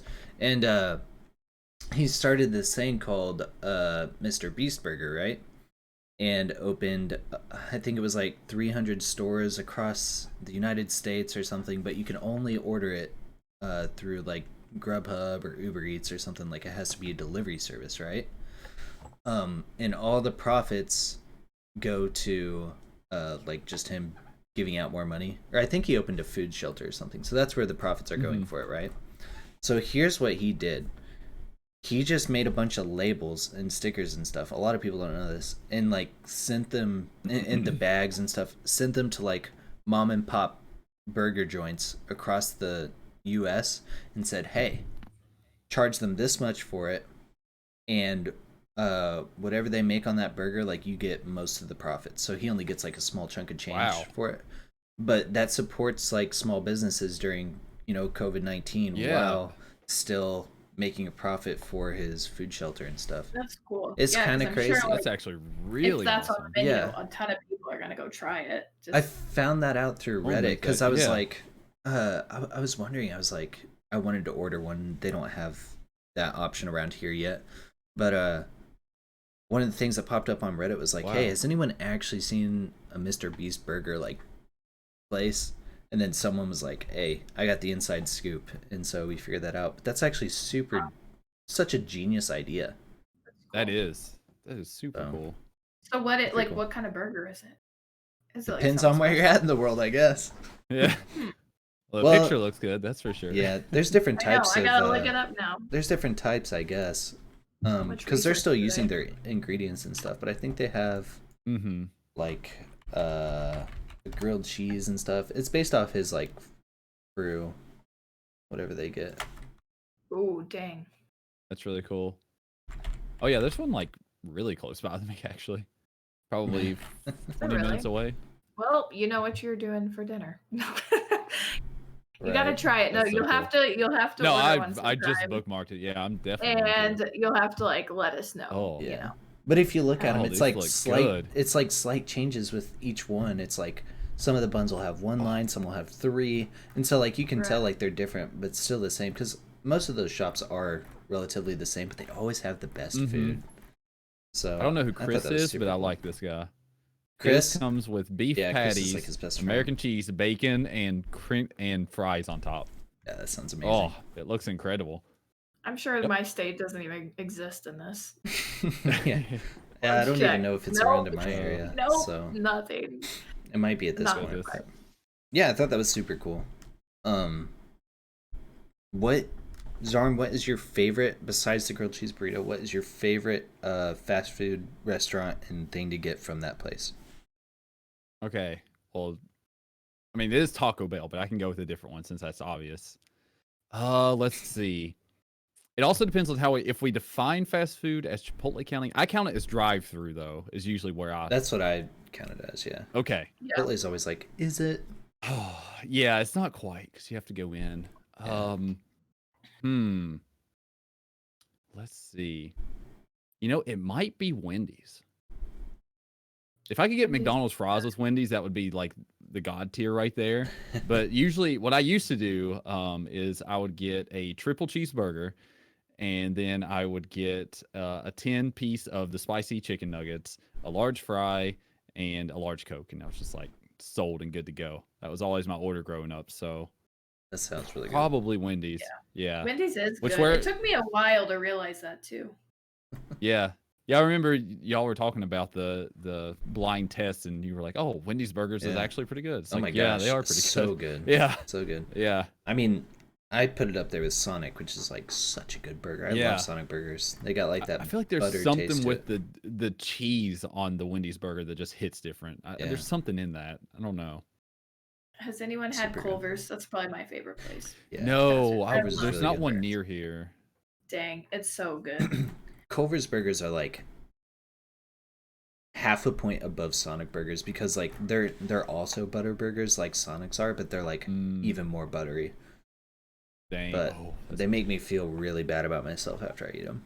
I get their, Yeah. well, I always get their buffalo chicken tenders because I like anything like kind of like Ooh. with that spicy little. I need to try that. Yeah. flavor. Yeah, I'm The a hot buffalo sauce chicken tenders, fanatic. Yeah. so good. And Guys, try it. they have Wisconsin cheese cheese do. curds that are Ooh. fire. They're so good. Yeah. Oh. They're way They better do. than like your regular fast food cheese curds. That's my favorite thing from there too, Mhm. besides the burgers. Oh, and it's also a custard shop, so their ice cream's like Yes, their pretty- ice cream is bomb. We pretty just awesome. got it this week. It's so Yeah. good. Oh, you Now guys that have you Culver's said there. it- Oh. Yeah. That's I awesome. think there's one that That's opened one near. thing. Let me see. Yeah, that's one I feel thing like we there's one actually that I love. remember thinking about opening near You me. need to try that like ASAP. Get like a Dang it. double burger, double patty burger, about to get some cheese delivery curds, today. some ice cream What? with it. It's fantastic. Yeah, It really I'm is. telling you guys, try it if Wow. you haven't. Yep, I'm going to because it looks like one opened literally 5 minutes from my house. KP, No way. Like last month. That's What? awesome. It says grand opening. Yeah, KP Alright. typically isn't Sold. too fond on burgers, and she's still like, if we're near Culver's, she's Yeah. like, yeah, let's do that. I'm like, okay. Yeah, That's it's really it's good. really good, It's That's good. awesome. Yep, super good. man. I like these food combos. I know. me We too. could keep I'm going. like, what am I gonna have for dinner? For real though. We talk about fast food a lot, but like, do you have like a sit down chain restaurant that you like, or any restaurant? It doesn't have to be a chain, or like what's your favorite category of food and favorite food? I would item? say, yeah, my favorite. Three So questions. I love Mexican a Yeah, lot. me too. Like I think that's number one, and it's hard to pick. Like I feel like everything in Mexican is just good, so it's hard to pick like one specific thing.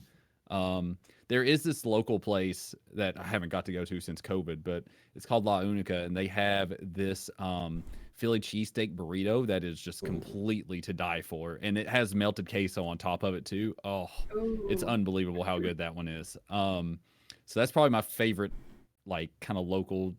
It is a bit of a chain. I think there's like a couple of locations, but yeah, that's probably my favorite there. And then otherwise, like Mexican's number one, and then it's usually like wings and steak are kind of like number two for me. So there was a place called DB's Tavern that has really good wings, but what they really have that's the best is they have this. It's like called the what? It's like this big pizza roll type thing, and it's just like rolled up. They have chicken, like buffalo sauce, like all kinds of stuff in it, and it's just stuffed with cheese and everything too. That is literally to die for as well. Those are like my That two sounds favorite amazing. things. Oh, every time I want to get wings, I'm like, all right, let's go to DB's. And I get there, I'm like, I'm not getting wings. I'm getting this pizza roll. Like, there's no way I'm getting wings. Sounds so good. I've Damn. heard of that before. It might have been you telling me about it, actually. Probably, To be yeah. honest. Probably me or Javante, yeah. Yeah. Because we used to go there One a of the lot. two. That sounds But incredible. yeah, I'm a huge like spicy hot food fanatic, so that's why Yeah. wings are so high. And then Mexican is obviously has a lot of spices as well. What about you, I love- Raven? What's- Literally wings and bar food is like my favorite food. Yeah. Mm, It's so Anything that good. has like That's good solid. bar food, I just like Right? you can't beat it, you know? It's hard to beat. Just give me all the grease on it too. Just Right? all I of know it. it's so bad. Don't even care. So Yeah. good. I'm the same way. Yeah. It's like if whenever I get pizza, I know it's going to be good if the grease is like glistening on it. I'm like, oh, that's going to be some good Like, pizza. this is gonna taste so good. Heartburn Yeah. Central. What about Yeah, you? right. So I have two favorite restaurants. One is Zio's, and it's an Italian kitchen here, my city, and it's really, really good. I normally wouldn't pick Italian as my favorite. Mexican's typically my favorite, but that place is really, really good. And then my other one is called Pappy's, and it's a barbecue joint in St. Louis, and I think it is number 3 for world's best barbecue for like the past 10 years. That's the award it's got. Number 1 is Joe's in Kansas City, and number 2 is another place in Kansas City, and I haven't had either of those. But I have had Pappy's, and it's different. Like when you eat meat that is that good, like you don't need sauce or anything. I still put sauce on it. But it's like, which you don't like barbecue sauce, do you, Zarn? No, I don't like actual barbecue sauce. No. So at this place, it's one of the only places where, well, not one of the only places. There's lots of good barbecue places, but you can eat it no sauce or anything, and it's just it'll blow your mind away. I'd be in for that. Cause I'm the same way with steaks. If the steak is good enough, you shouldn't need any sauce at all. Yeah, for sure. Yeah, it's one of those things that's just different, like a different quality of food that you can't get anywhere else. So it was in St. Louis. Dude, I can't believe I've never tried. Like we have all those good places. I've been there twice and never tried it. Yeah, the barbecue. The number 25th best in the world, cause on the usually the lists are like either 10 or 25.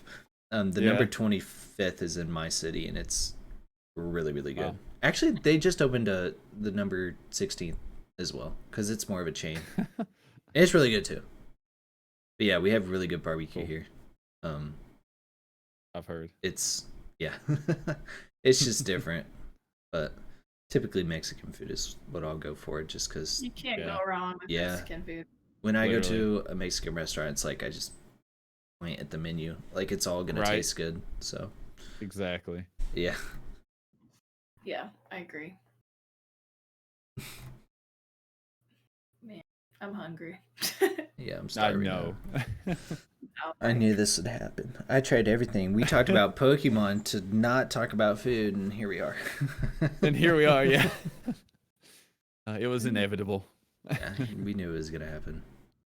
Ray said A&W was her favorite fast food, which I probably went there like twice in my life. What was it?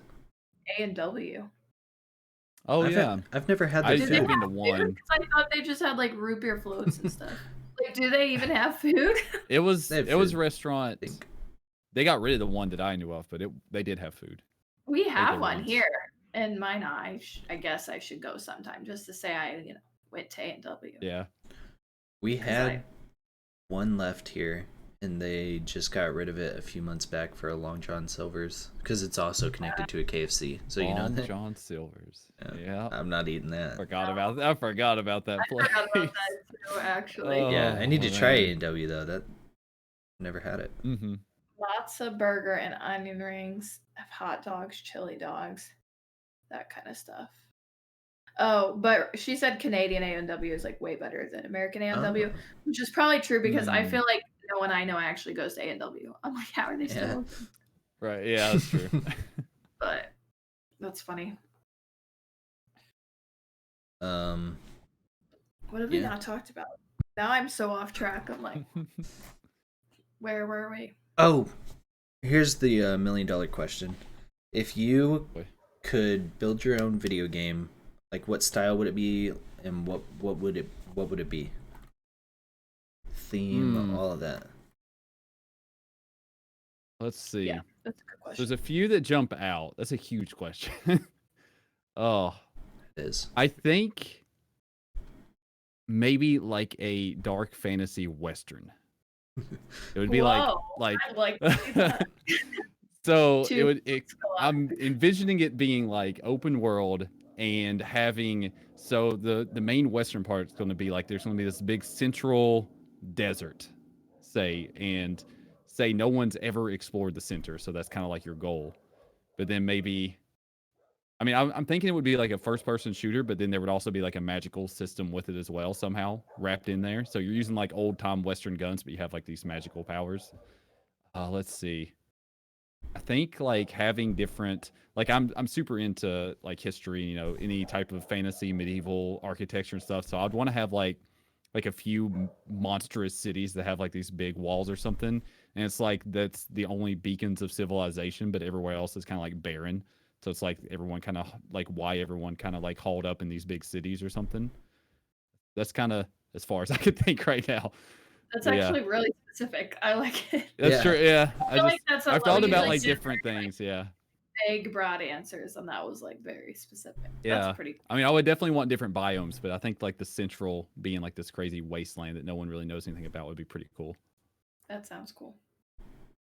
Yeah, I don't know how exactly that would work, but that would be right. amazing. Yeah. I mean, That's cool though. If if I had my Pokemon cards, I would have sold them and I could have made it. But You could have. True. I mean, Dang everything it. comes back to Pokemon cards, honestly. Right. you could honestly call it. What would you call it? Oh gosh. I honestly don't know. I'm trying to think of that one. I'm very bad on names. If there's one thing I'm terrible on. You could just call it like Western Magic, honestly, and it would work. True.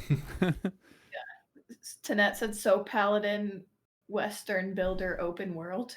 Yeah. I don't know what Paladin means. I'm so dumb. I believe that's a video game.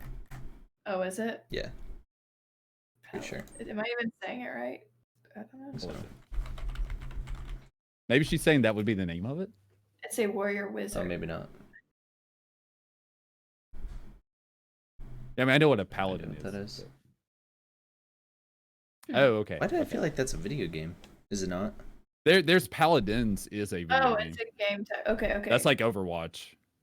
So Paladin, is a video Western game. Builder, Open World. Yeah. But I would definitely want like these different, like I'm like really big into just having these massive cities, so that would definitely be a centerpiece too. That's cool. Ooh, Trying to, got like, the mic visualize muted. that. Yeah. That'd be super cool. Yeah. Yeah, did you ever play the first Red Dead Redemption?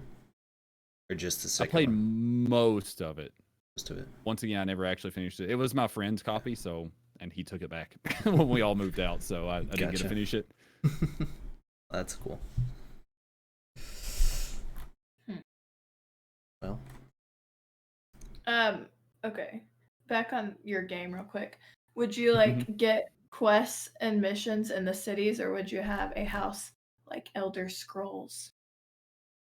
So I think there would definitely be like quest givers around the cities and stuff in different areas, but having player housing would be pretty cool too. I guess maybe you could like buy a plot of land, but I feel like maybe there would be a survival element to it in the way that I'm kind of envisioning it, how everything else is kind of desolate.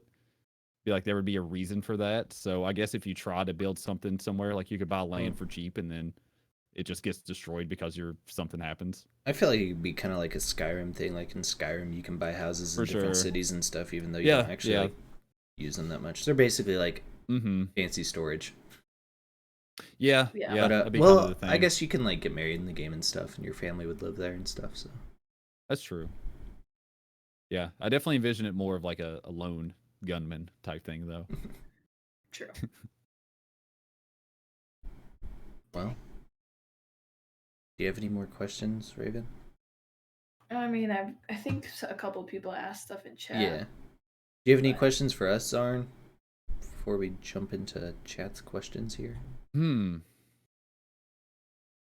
In chat, have y'all ever answered like? Have you ever answered what your all's games would be? I don't remember if I've heard it.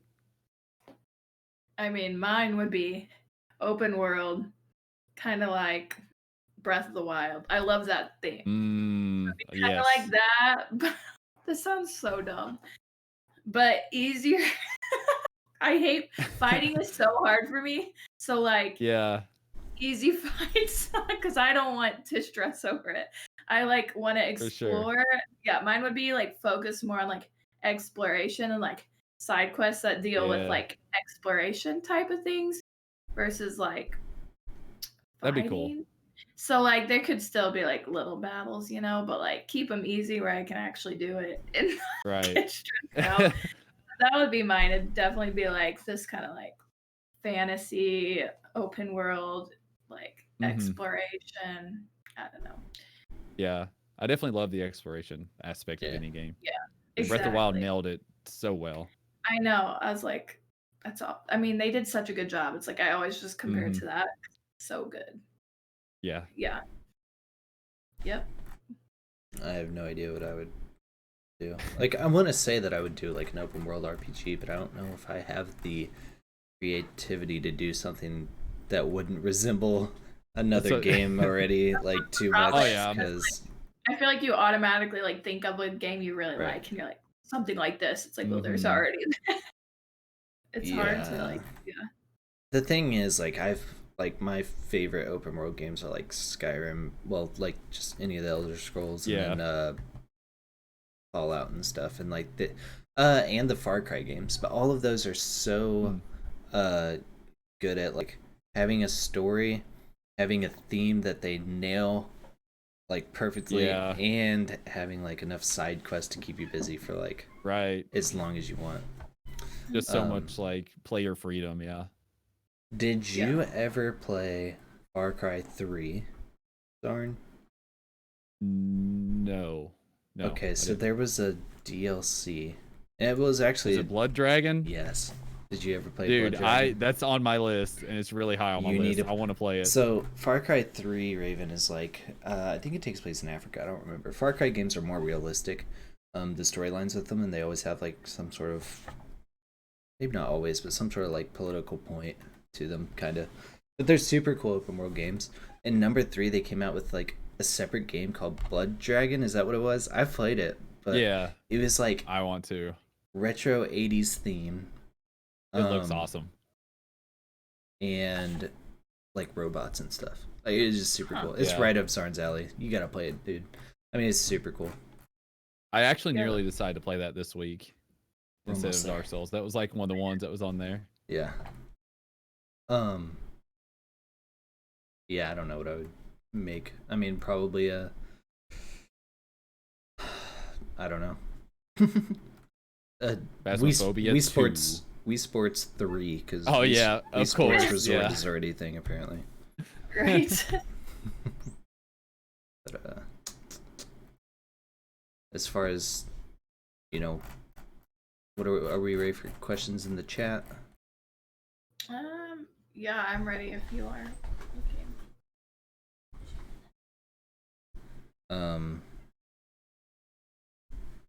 Ginger Gaming said random, but wow, there are shooting stars behind Zarn. How amazing. Yeah.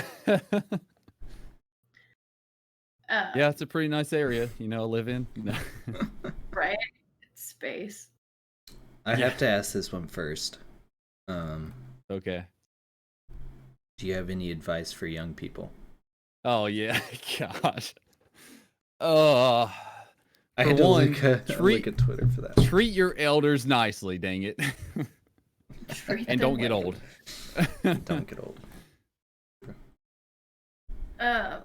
Tim said, what do you do outside of streaming and gaming? What else are you into? Yeah, so I'm kind of like trying to force myself back into some of my old hobbies. Like I used to do archery and golf a lot, and then of course weather's been kind of crazy recently. So those are some of my bigger ones, just like literally shooting a target with a bow, and then doing anything that's kind of like fully disconnected. What I'd really like to do is to start like martial arts, but with COVID and everything, you know, I'm trying to wait that out until it's somewhat safe to do. But otherwise, like I do a lot of like I guess kind of working out, for lack of a better way. Like I have a morning routine where I'll do like a big super long stretch session, and then I work out, and then I'll like meditate and journal each day. I do a fair bit of reading. Pretty much every night I read for a good 30-45 minutes or so. And yeah, otherwise every now and then I'll watch like some TV shows and stuff as well to kind of disconnect. Sometime you need to like stream your stretching session, because I could use that. I could use that in my routine. Everyone tag along for a session. I don't know if you should be allowed to do martial arts. You would be like the ultimate boss after that if you learned martial arts. Right? Reads every day, meditates, works out and stretches. Top tier gamer. Knows how to shoot a bow and martial arts. I'm not good at shooting a bow, but it's nice to do. As long as it's fun. I don't think we asked you, like, do you have any like goals for the year, like personal goals or stream wise for like 2021? Yeah, so I guess the personal ones would definitely be to spend a little more time kind of disengaged from like the whole streaming content creation space, because lately especially, like even though I have that morning routine, there's been days where the second that's done I'm like, all right, I am online the entire rest of the day, and like I'm not disconnected at all.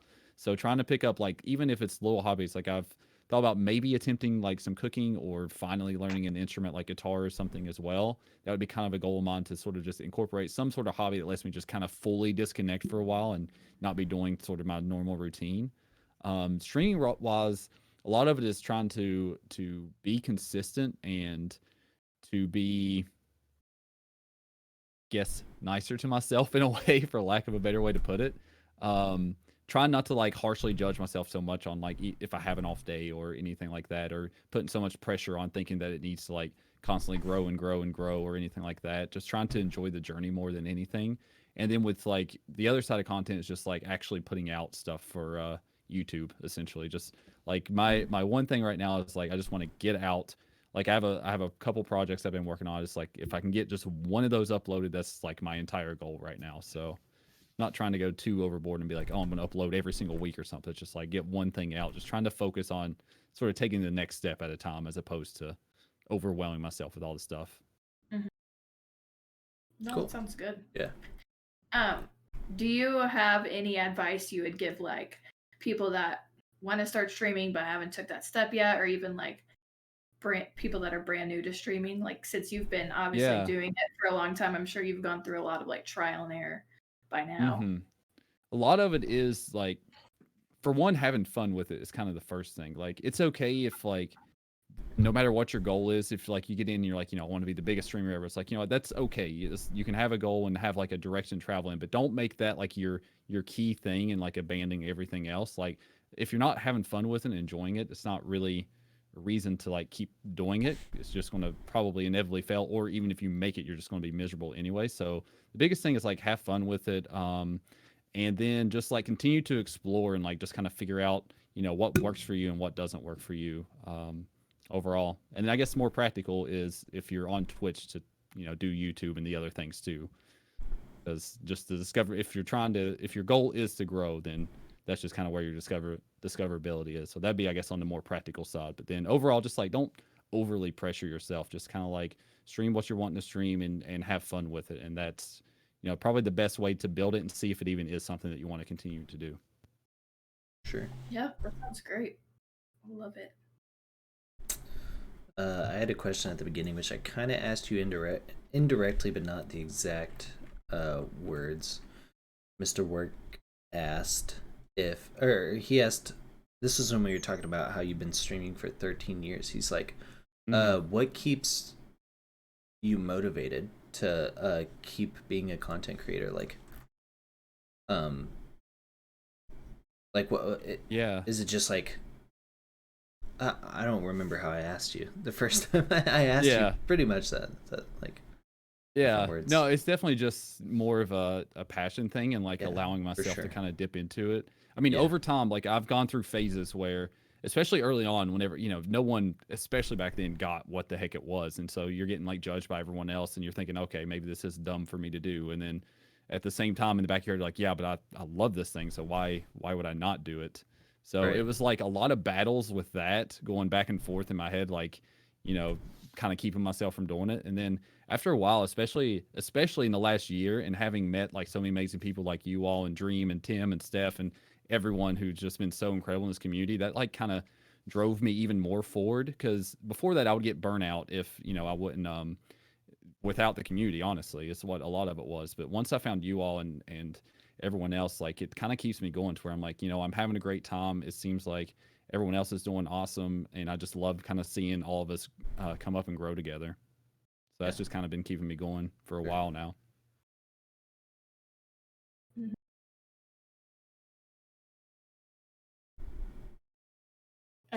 Earlier when we were talking about Pokemon, everyone was like, yeah, it was like world peace. So many random people literally like Pokemon Go. Ginger Gaming said both Jared and I would literally go out at to a park to play Pokemon Go. Yeah. Dude. Oh, I still have a video on my phone of the first person that we had in like our group that went to that park every day to evolve a Gyarados.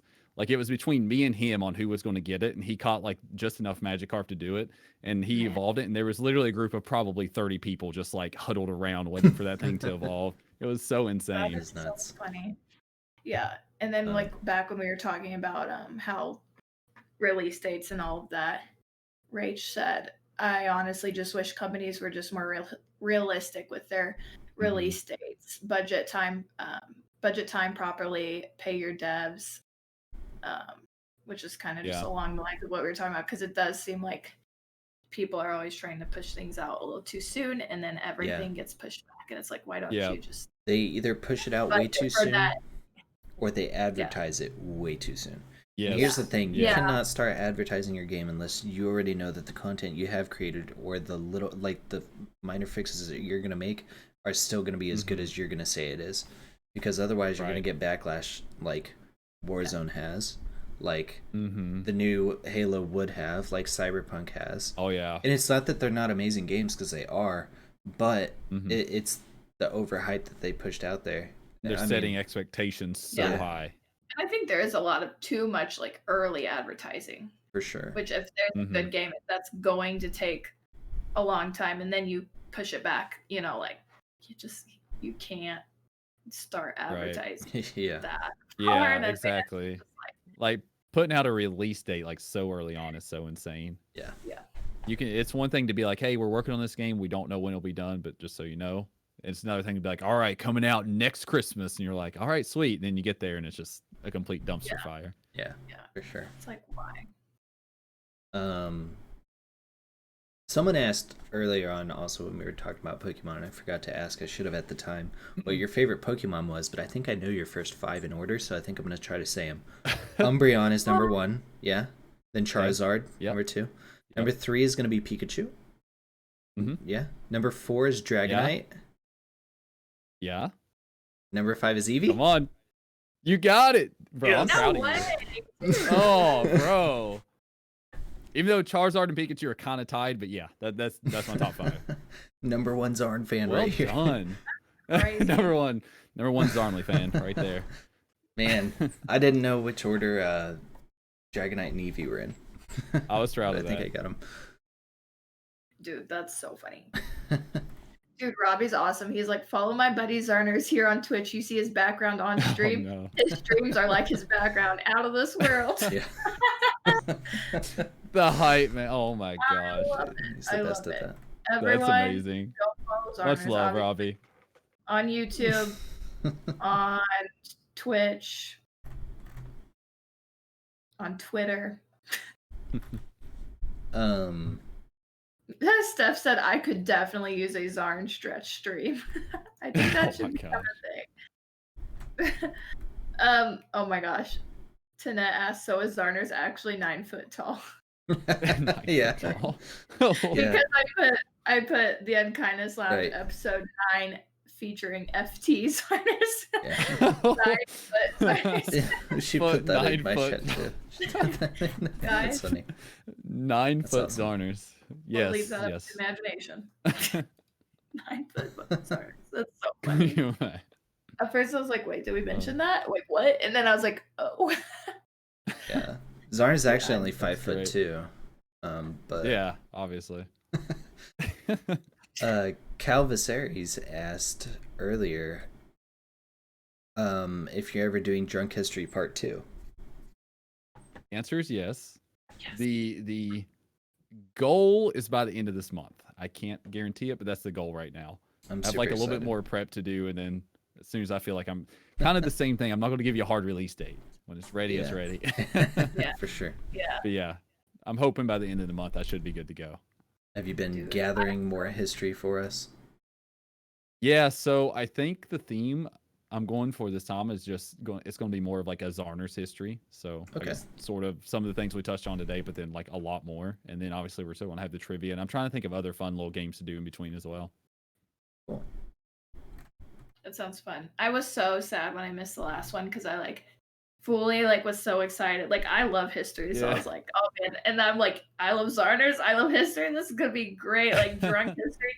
And then we like my husband and I went on like a little like mini vacation or whatever. And where we went, like I had my phone out and everything, and then we had no signal. And I was like, are you freaking like I was looking so forward to this. And then like we were in the hotel room and I literally pulled my phone out to watch and I had no signal and I was like, dang, like I'm literally missing track history right now. I was so sad. So I'm like, ever since then, I'm like, can't wait. It was a great time. Other than, you know, Steph and them cheating, but you know. I just love looking back at like your like little videos where it's like the whole background and everything. Yeah. You like sitting there. That stream, all out. That stream, if not number one, was like top 3 of my favorite things I watched last year. It was so much fun. That's awesome. Yeah, Steph said, I ruined Drunk History Night, and then she's like, yep, called out. Yeah, oh gosh. Oh gosh. Cal also asked, if Zarn could have one superpower, what would it be? I'd probably fly. Yeah, I would probably fly if I had to pick one. That'd be super cool. Especially because, like, I just imagine, like, flying to the top of mountains and just looking over all these views and everything. It'd be, like, freaking awesome. Cool. Take an airplane. I was like, skydive out of it, yeah. Right. Flying would make going to Taco Bell so much easier. True. I would just cut out the flying and do straight up like teleportation. Yeah, just teleportation like, would be place a and be like, okay, I'm there. You could spawn in the air. Cool. You could spawn in the air and get like the flying aspect of it, and then spawn back when you're done. Yeah. Yeah. You start dropping. But then you just, you know, you hope it doesn't bug out and randomly your power doesn't work on the way down. Yeah, that's true. You imagine you're like, all right, I want to go here, and you're like, oh god, oh no, no. Right, or like you think of like the top of the mountain and it puts you like 2 feet over it, like just go off the sheer cliff. Oh gosh, like it could be a little There's a messy, lot of interesting things that could. Yeah. Oh gosh, it's funny.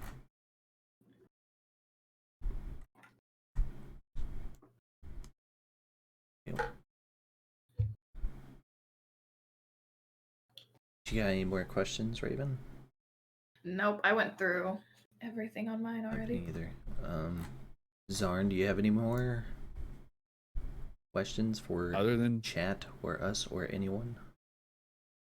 No, other than saying thank you all for having me on. Oh yeah, yes. Super fun. So we didn't go as long. Yeah. Some homework for Zarn would be try the Mr. Beast burger. Try Culver's. Yes. Report back. I'll watch a Halo video. There we go. That's You right. I'll group up sometime and talk about it. Yeah, I got into some of the Halo like competitive trash talk too today, and I was like, "Holy cow!" Oh yeah, dude. I mean, it's so those much. are so good, bro. It's like, you know, the old Call of Duty trash talk was kind of like bland. It's still awful, but it was bland. And in Halo, it's creative. Like they attack you. They know your personal life. They go hard. Oh, It's pretty funny though. that's for sure. So Zarn, if you have Twitch pulled up or want to pull it up, we'll let you pick someone to do a double raid, and we'll get that going. Right. Let me. But yeah, thanks for coming on. We're glad that we got you on here. Yeah, thank you all. It was a blast. And thank you guys for joining fun. us. Definitely super fun to have you on and just like get to learn more about you. Yeah, if you don't already, go follow Zarnerz. He's awesome. Yeah, guys. Hang on, let me repost the links real quick. Follow these two as well. They're awesome people. Oh my gosh, can't type. You definitely won't want to miss out on Drunk History Night later this month or Go next month or whatever. Zarnerz Yes, right I now. will announce it. It's a Prepare for blast. Drunk History. Yeah, it's always But a guys, good time. everyone needs to tune in tomorrow night or tomorrow day. I don't know why I said night. It could be morning. I don't know when he's doing it. When are you starting? Dark Souls tomorrow evening. Dark Souls tomorrow evening, guys. Oh gosh. Make sure you tune in. That'll be a blast. Yeah, so who do we want to raid, guys? So we do have Survivor on right now. I know he's been playing the crap out of the Uncharted series. If y'all want to try that one. Heck I mean, yeah. we haven't. It looks like he just started as well. So that'd be cool. Yeah, I was watching him play it a few days ago. It's a pretty wild game.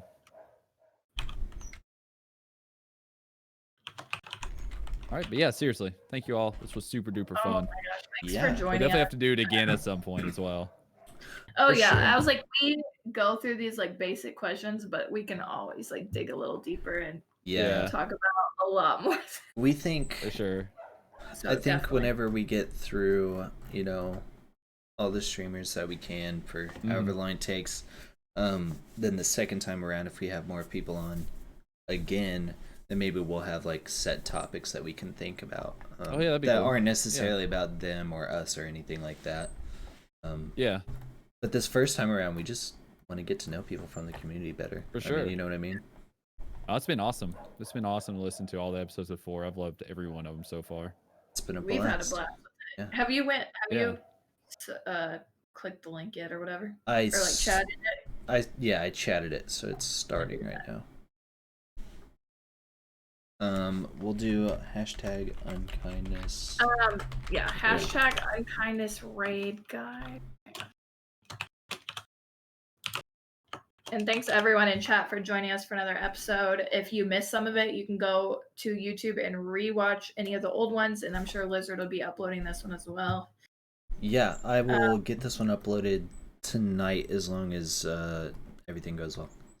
Yeah, and thank you so much, Zarnerz, for coming on today. Yeah. Hey, thank you all. Have a good one, everyone. Yeah. Bye, guys. All right. I rated. Maybe. It Beautiful. worked. Yes, it Hey, went through. KP.